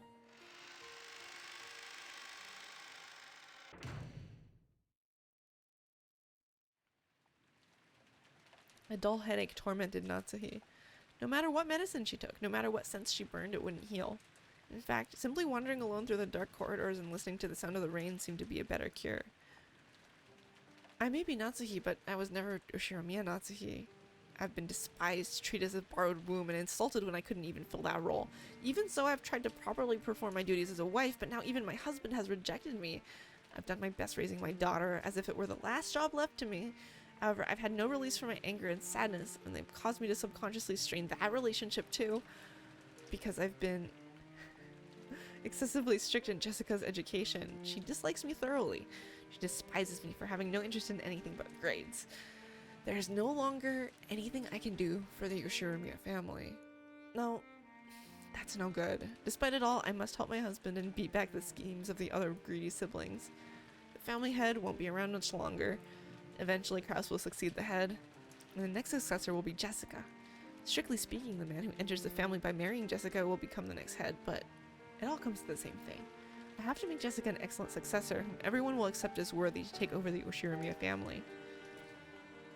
In the days to come, that greedy Yoshiromiya Eva will probably be plotting to find some fault with the main family, and if all goes as she planned, Jessica will be dragged down from the succession, with George set up in her place. It is regrettable, but George is a man, and even more has matured as a person. Compared to Jessica, who is right in the middle of her rebellious period and whose grades are slightly below average, it can be seen as a glance who is more fit to succeed at the head. So in order to secure Jessica's position, I need to turn her into an excellent person. After doing that, I want to find her an excellent husband worthy of the excellent person she will have become. A wonderful man who will truly accept Jessica and stay with her through all of life's joys and sorrows. Was Natsuhi trying to entrust her daughter with fulfilling some desire of her own? Natsuhi thought back to the days when she'd had no choice but to marry into the Yoshiromiya family because of that unavoidable fate. She had tried to block that from her memory. She had consciously forgotten it, and had actively attended to the life she'd be given as Yoshiromiya Natsuhi, and in so doing, she had built up a new life, but just now it felt like all of that had been casually rejected. How should I think as I live my life? I do not know. Natsuhi helplessly rested her head against the glass of the window. The glass, which was cool thanks to the raindrops beating against it, felt somehow refreshing, even though it should have been emotionless. Right now it seemed to be the only thing that could understand Natsuhi. At that point, even if someone had appeared, Natsuhi didn't intend to pay any attention to them. But she did pay attention, because it was her beloved daughter.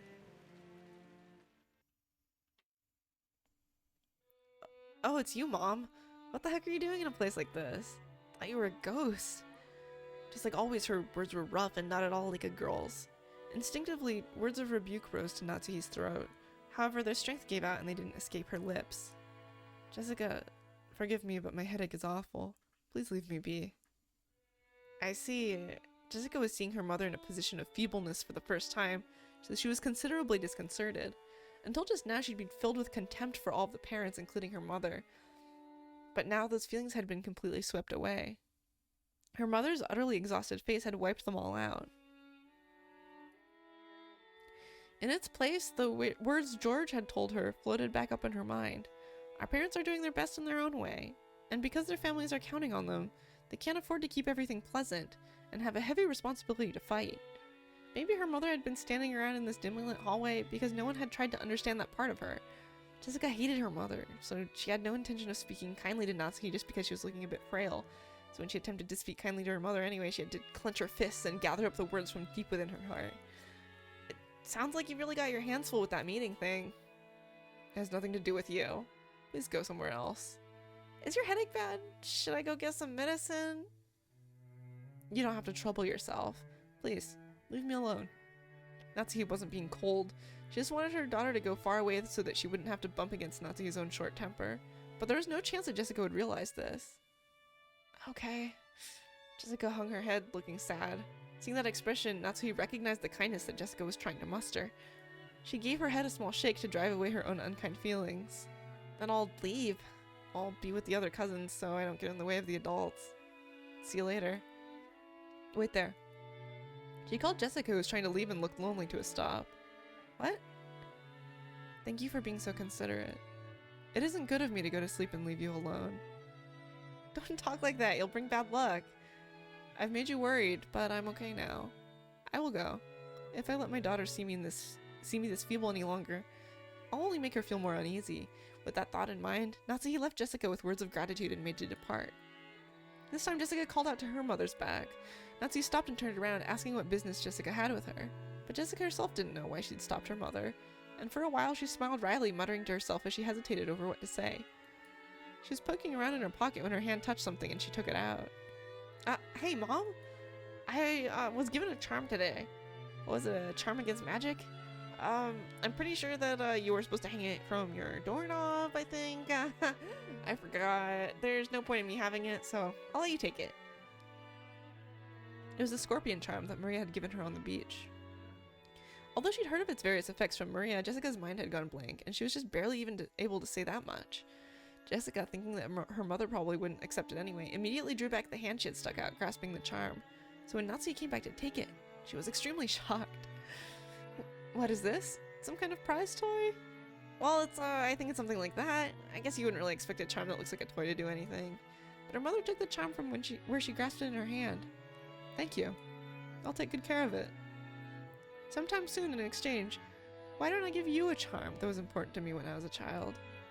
It's not like that's why I gave it to you, but, well, if you really say so. Then I will rest for now. My headache is awful. Try not to stay up too late. Sure. Natsuki put the charm in her pocket and turned away. She then disappeared into the dark hall.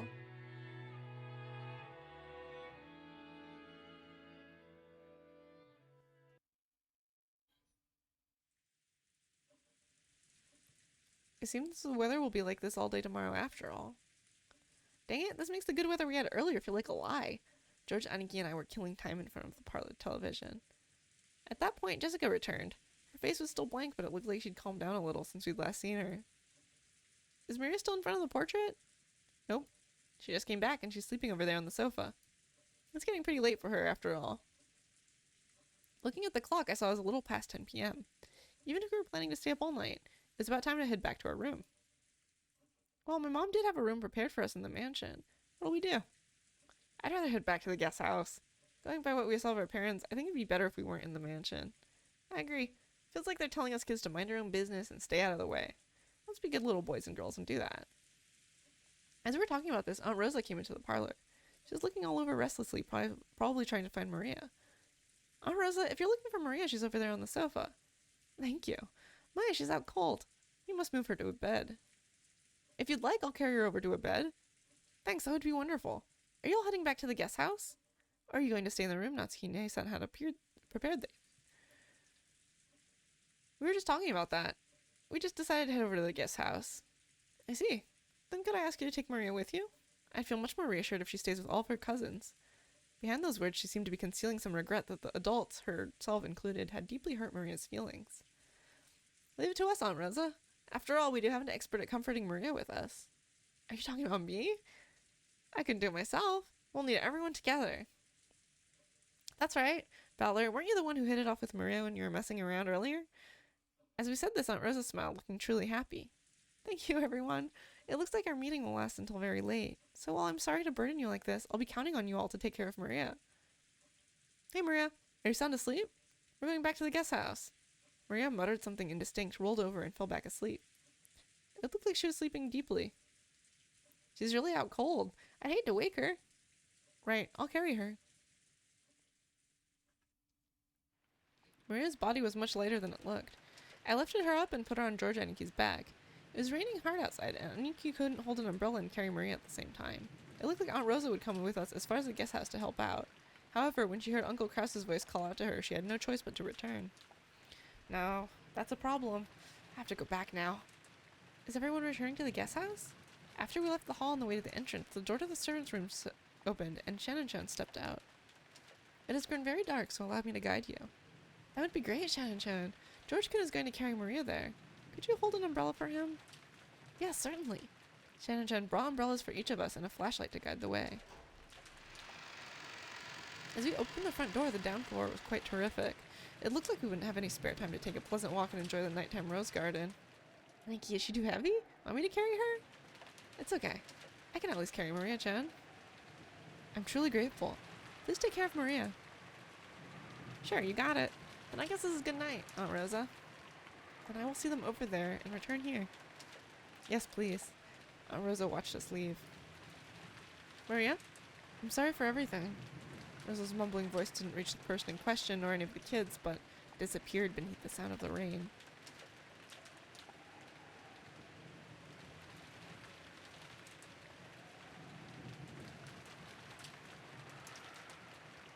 After cutting through the rainy rose garden, we arrived at the guest house.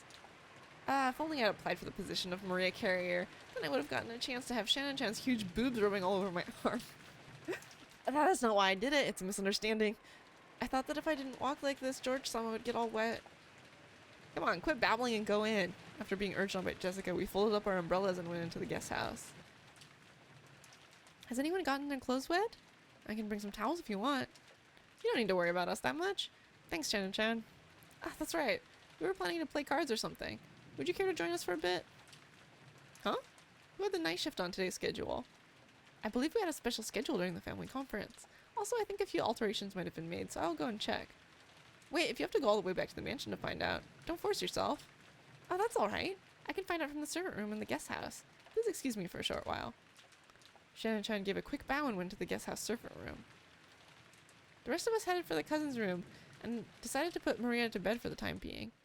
Maria was sleeping very deeply, and there was absolutely no sign of her eyes opening. For now, we'd get some soft drinks out of the room's refrigerator and drink those while playing cards or something.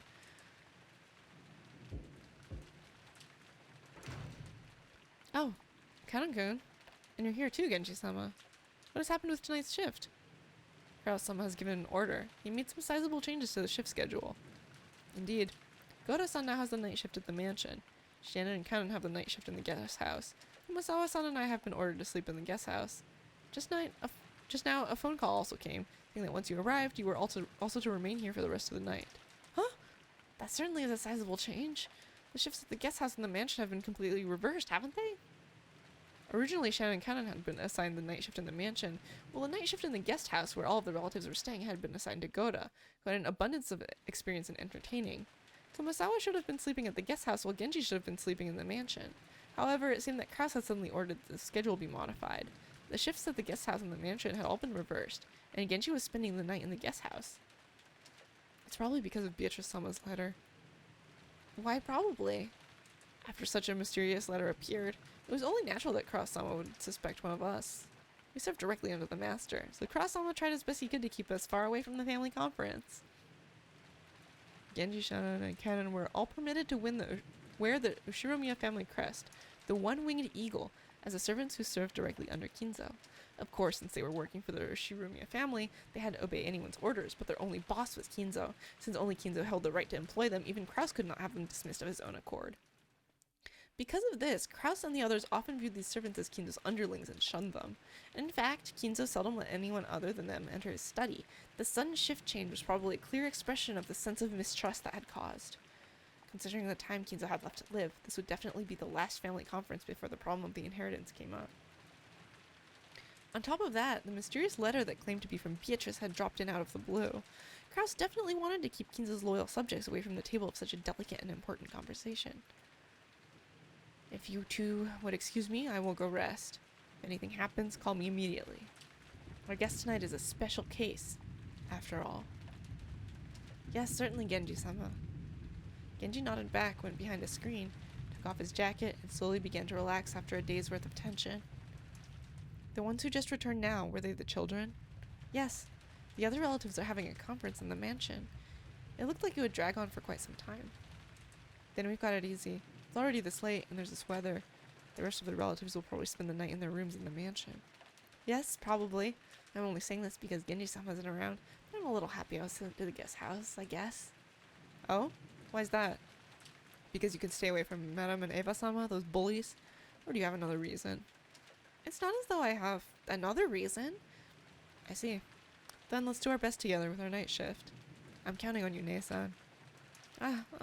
Just now I was asked to go to the children's room and play with them. Shannon hung her head apologetically, gazing at Kanon uncertainly. Kanon didn't try to meet her eyes and spoke curtly as he sighed. It looked like he didn't plan on indulging his sister. You can't. You were assigned to the night shift. Besides which, isn't it necessary for furniture like us to respond to an invitation to play? You understand, right? Yes, I do understand. Shannon's shoulders drooped slightly. She had already expected that Kanon, a stickler for the rules, would say something like that, but she still seemed a little discouraged. As Kanon flipped through a logbook, he spoke without facing Shannon. That means the children will be waiting for you. You'll have to apologize and tell them you have the night shift and won't be able to stay with them. Go and come back. Yes, I'll go apologize and come back. Shannon hurriedly stood from her seat before her brother's mood could change and flew out of the servant room after giving a quick bow. As he watched her go, Kanon took a single deep breath. Genji's voice came from beyond the screen. Kanon, I will be here, so you can go too. Genji-sama. Shannon was the only one called. It's not as though I was invited. That is only because you were not there at the time. If you had been, you would have been invited as well. It is good to play as a child from time to time. No, such a thing is not necessary for me. Human children may have a need to play, but we are furniture. Is that so? Ne-san is also furniture. Even if she pretends to be a person, it will only hurt her later. I understand that, so I try not to get too close to people, that's all. Genji did not say anything after that. After a while, he stood up and used a pot of hot water to make powdered cocoa, serving some to Cannon as well.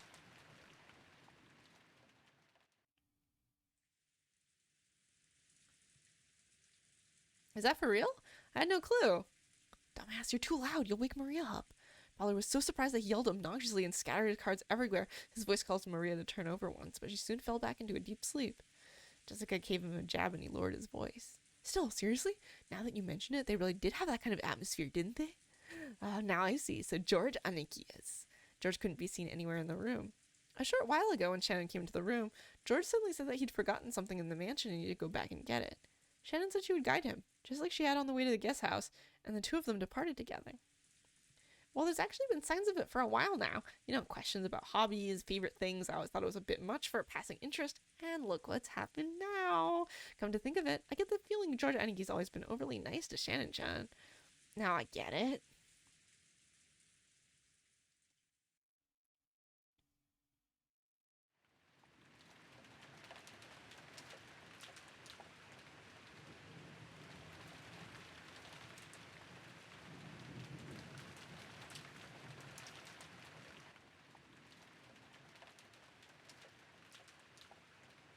According to the weather report, it looks like it'll be at its worst tonight. It also seems it'll last all day tomorrow, though it should get a little better. Really? Then maybe the boat won't arrive until the day after tomorrow. I hope that doesn't interfere with your work on Monday.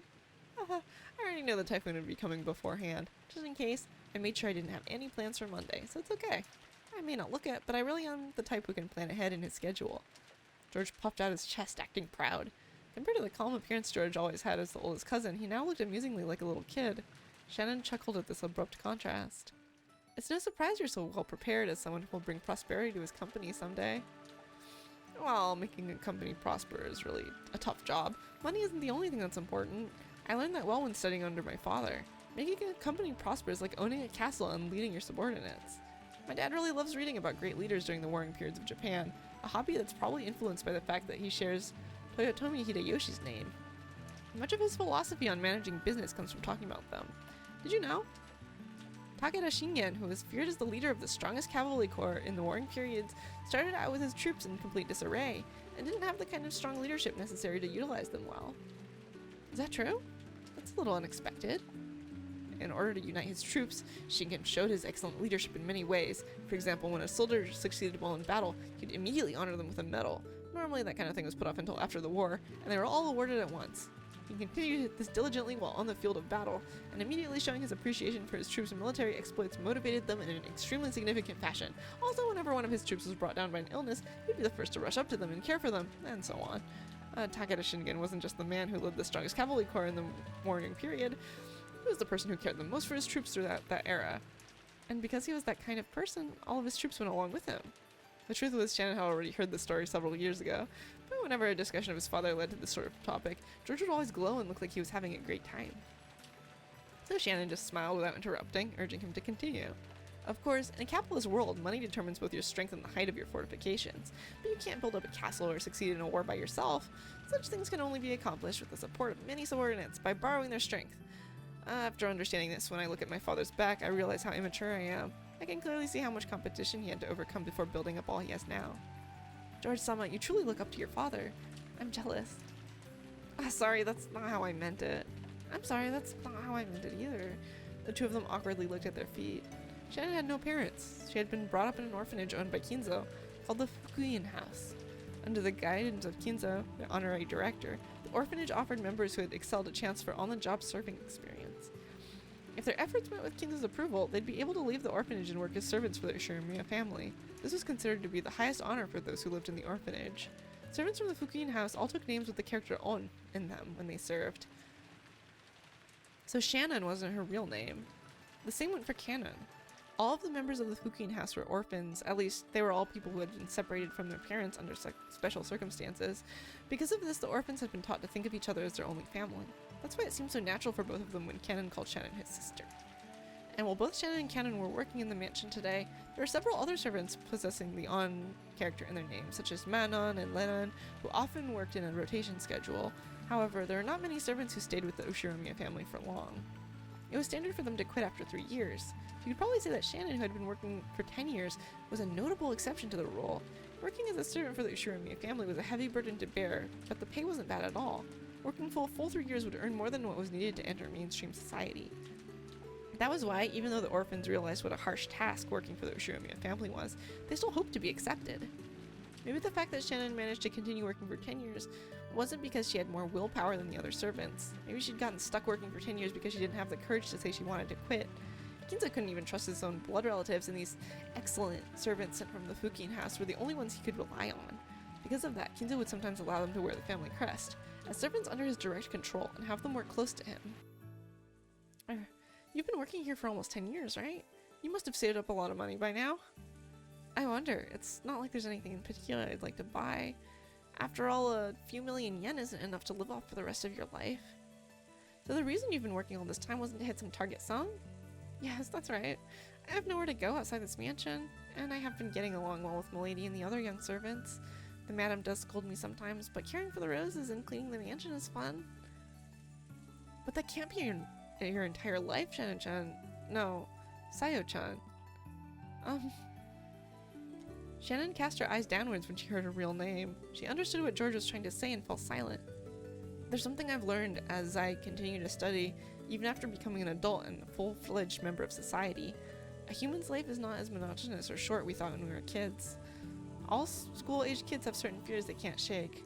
They wonder whether they'll live the rest of their lives like sleepy classes after a monotonous and boring school day, spending their time in a carefree laziness without anything interesting happening until it's all over. However, life's only like that for underage students. Compared to a human's life, the time that they spend as students is nothing more than the blink of an eye, a period where they break through the shells of their immaturity. The inside of the shell might be a hot, suffocating, boring world, but the world beyond that shell is vast and filled with limitless possibilities.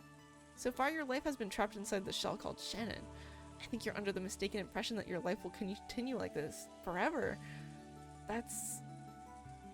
Shannon couldn't deny those words. She had been unable to harbor any clear doubts about her lifestyle. And since she never had any hope or goals for changing herself, she'd lazily continued living the way she always had.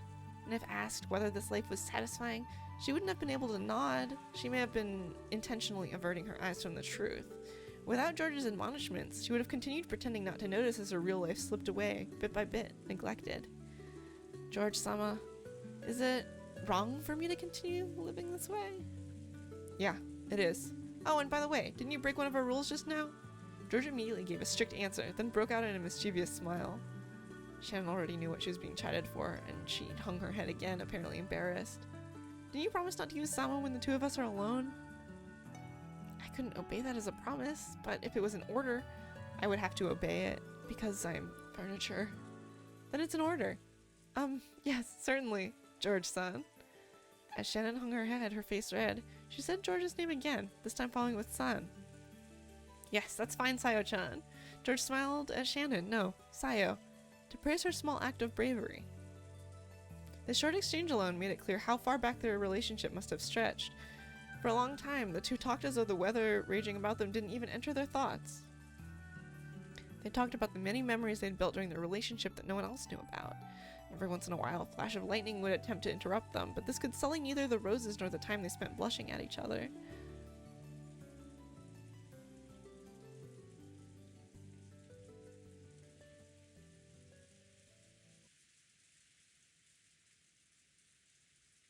That's right. I have something I wanted to show you. What could it be? George, who had been speaking eloquently, suddenly started to stutter. Watching him, Shannon seemed to guess something. George timidly searched through his pocket. Something got caught in the depths of his pocket, and just like the staring George, it took him a little while to get it out. It was a very small box. A small box covered in deep blue velvet. That peculiar shape was enough to tell anyone who was what was resting inside. Shannon had prepared her heart somewhat certain beforehand that this was what he'd been planning, But even so, when she actually saw it, she couldn't avoid blushing once more. George opened the small box, took something out, and held it for Shannon to take. I want you to take this. I, couldn't accept something so valuable. You can't take it? No, I'm unworthy of such a thing. Sayo, this isn't a request. It's an order. Take this ring, okay? If it's an order, I cannot disobey. Yeah, that's right. Well done. Shannon, not wanting to show her bright red face, timidly accepted the ring from George's hand while still staring at the ground. That ring wasn't a simple accessory. It was a noble object meant since ancient times to be offered to a special woman under special circumstances. Therefore, while George could order her to take it, he could not order anything beyond that. Anything beyond that would depend not on an order, but on Shannon, no, Sayo's own will. So from here on, I'm not ordering you anymore. Sayo, I want you to give me your answer by tomorrow, without using words. Do you understand? Or how should I won't order you any further, so this is an order. But a ring is something you put on your finger after all. If you like it, you can just put it on any finger you choose. Shannon had only pretended not to know. She had already understood what he wanted her to do. They were standing at a huge crossroads of her life. Look how late it's gotten. Let's call it a day. George turned away from Shannon, acting just a bit bluntly. I could probably order you to wear it on your left hand. You might be timid and dependent enough to actually obey that kind of order, but I want at least this last step to be done by your own will, Sayo. Understand? Yes. Yes. So that's my order. I want you to think about it well tonight and show me your answer tomorrow. Shannon nodded back. Today was the culmination of their many days spent together. This moment certainly hadn't come as a surprise to Shannon. We should be getting back to the guest house soon. If we take any longer, we'll make everyone worry about us. Oh, I'm sorry. I just remembered something I had to do in the mansion, so I have to go back to the mansion. At a time like this? Is that true? George stared into Shannon's face as he laughed mischievously. He definitely saw through Shannon's lie. However, when he saw how she felt, he could sort of understand that she might be so embarrassed that she'd want to be alone. So, because George realized the meaning behind Shannon's lie, he accepted it.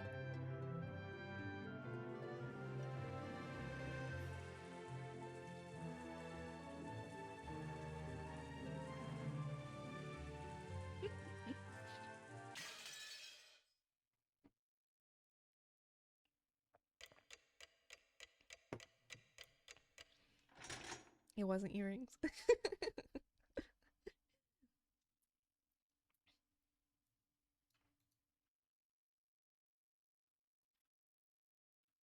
What's gonna happen next? Shannon entered the entrance hall to the mansion with a tottering gait. A mixture of exultation and uncertainty gave her a feeling that she couldn't easily describe. It swelled up in her chest until she felt like she was about to burst. After stopping for a second in front of the servant room to take a deep breath and calm her heart, she opened the door.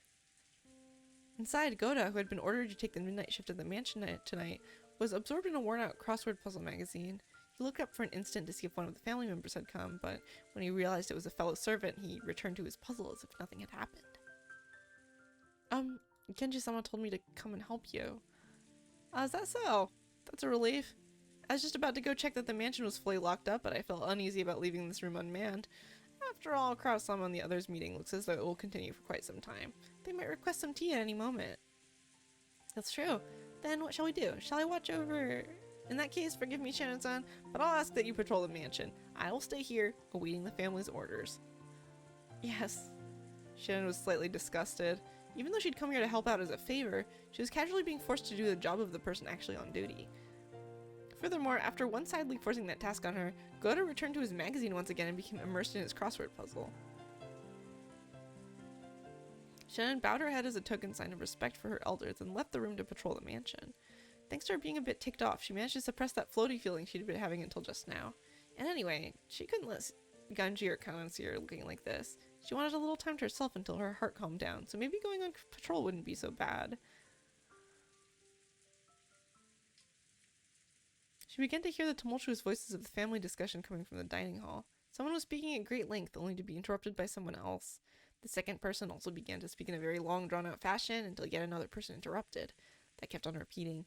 It was as though the displeasure was seeping out through their voices. She had been told to go to the guest house, so it would be bad if Kraus discovered her. Thinking this, Shannon dashed past the dining hall. Then she went along a prearranged route through the dark mansion, checking that all the locks were secure. She walked down the hall, checking each window. There are no humans on Rokkenjima other than those connected to the family, so locking up didn't really serve much of a purpose. No one had been in the habit of locking up at the Ushiromiya head family, at least not until Natsuki had scolded them for being careless. The metal fixtures on the windows were ice cold, and as she checked them one by one, the glow in her heart seemed to cool down.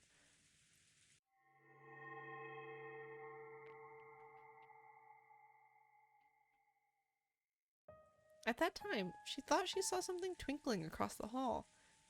Twinkling? How could anything be twinkling through the darkness of the hall? She figured she must have been imagining it, but she still held her breath. Grasping a curtain, she fearfully gazed down the hall. However, other than the occasional crack of thunder brightening the hallway, she was unable to glimpse any flicker again. It must have been her imagination after all. Maybe her heart was so agitated that she'd seen something that didn't exist. Shannon went back to checking the windows. However, a certain unnerving memory was resurrected in the back of her mind.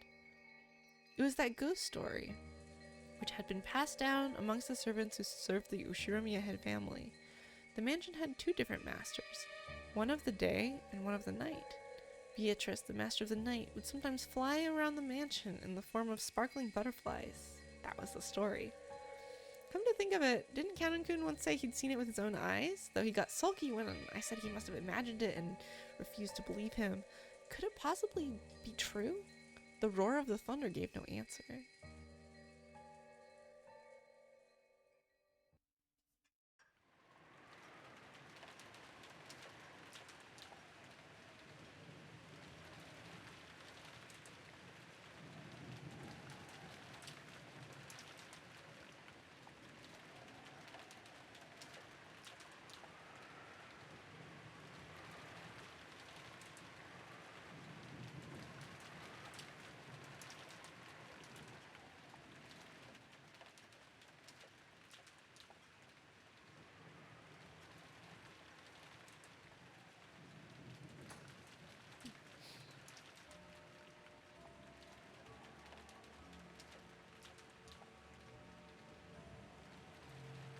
Very serious.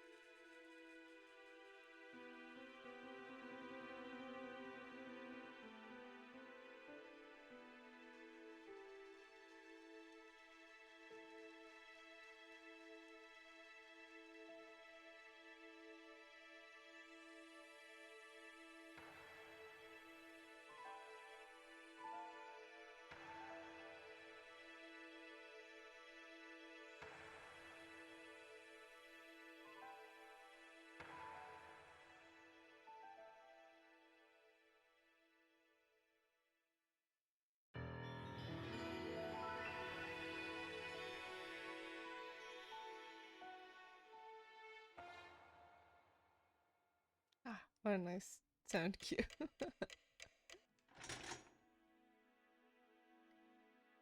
And this is a really good time to cut and be in it for a nice 2-hour block next time. There's way more in there than I than I remember. Ah, I wish I could finish. Okay, let me just make sure you save. And just a quick recap. Let's see, all of the all of the people are listed here. And as things are added, then they're added here too. So, you know, the characters and their names are here. That these are all pseudonyms. Rosa manages a design company. I don't know if that was disclosed. The blood the blood is coming. Yeah, wait, let's take a look at these, right? Okay, so Kinzo's wearing these drippy pants. Kraus, a suit. So yeah, Rosa's a single mom. All of the Ushiromiyas have a wing symbol somewhere on their shirt, and these guys aren't allowed to wear them. It's pretty messed up. That's why Hideyoshi had to take the Ushiromiya family name so that he'd marry into the family. George, he's a nice guy. He's kind of a nerd, so I think he's like for some reason not so popular, but I like him. I always liked him. I think it might be that they kind of played that up in like anime and manga and stuff. Nanjo. Oh yeah, they're in love. There's love in this. There's a lot of love in this of various types. Just wait and see. Eva has a tattoo and she just wears it everywhere because she is into that. Kyrie, I think, well, I forgot what she did at work. I guess worked alongside him. I don't remember as what. Battler, little guy. He still managed to get into the one-winged eagle suit though. Maybe they said he couldn't come if he didn't wear it. Maria, so cute. Kyrie is very cool. Yeah, Rosa's doing her best. She's doing her best with what she's got. Genji, so the servants also all wear the eagle. Shannon has the tat for some reason. You hate Maria's outfit? I think it's really cute. Personal preference. It's like Lolita of the Hot Topic era. I dig it. It's like Death Note, like Misa Amane. It's the same with these guys. Canon. Everybody has like backfilled in their mind that he's wearing long socks, but he actually has these like little short stripy socks, which is one of the weirdest design decisions in the whole thing. Goda, Kumasawa. For some reason, Kumasawa. Oh, she doesn't wear the eagle because I guess she doesn't come from the orphanage. Yeah, they should be long. Okay, make sure. It's gonna get really good. It's the next scene is very, very good. And I know I said this like twice in a row, but I think that the next time we do this I can just like rip through it, but I can't be 100% sure. There's also like a kind of roundtable discussion after each chapter, which is really fun. Alrighty. Let's let's see who's up. Who up? Twitching their streams. That's gross. Yeah, I'm excited. I'm excited to see if if they get confirmed or not. Oh my god, I'm so excited. Stream. Beep, beep, bong, bong, ba, bong. You said Farmer Skull is playing a game? Farmer Skull is playing Of the Devil! Get in there!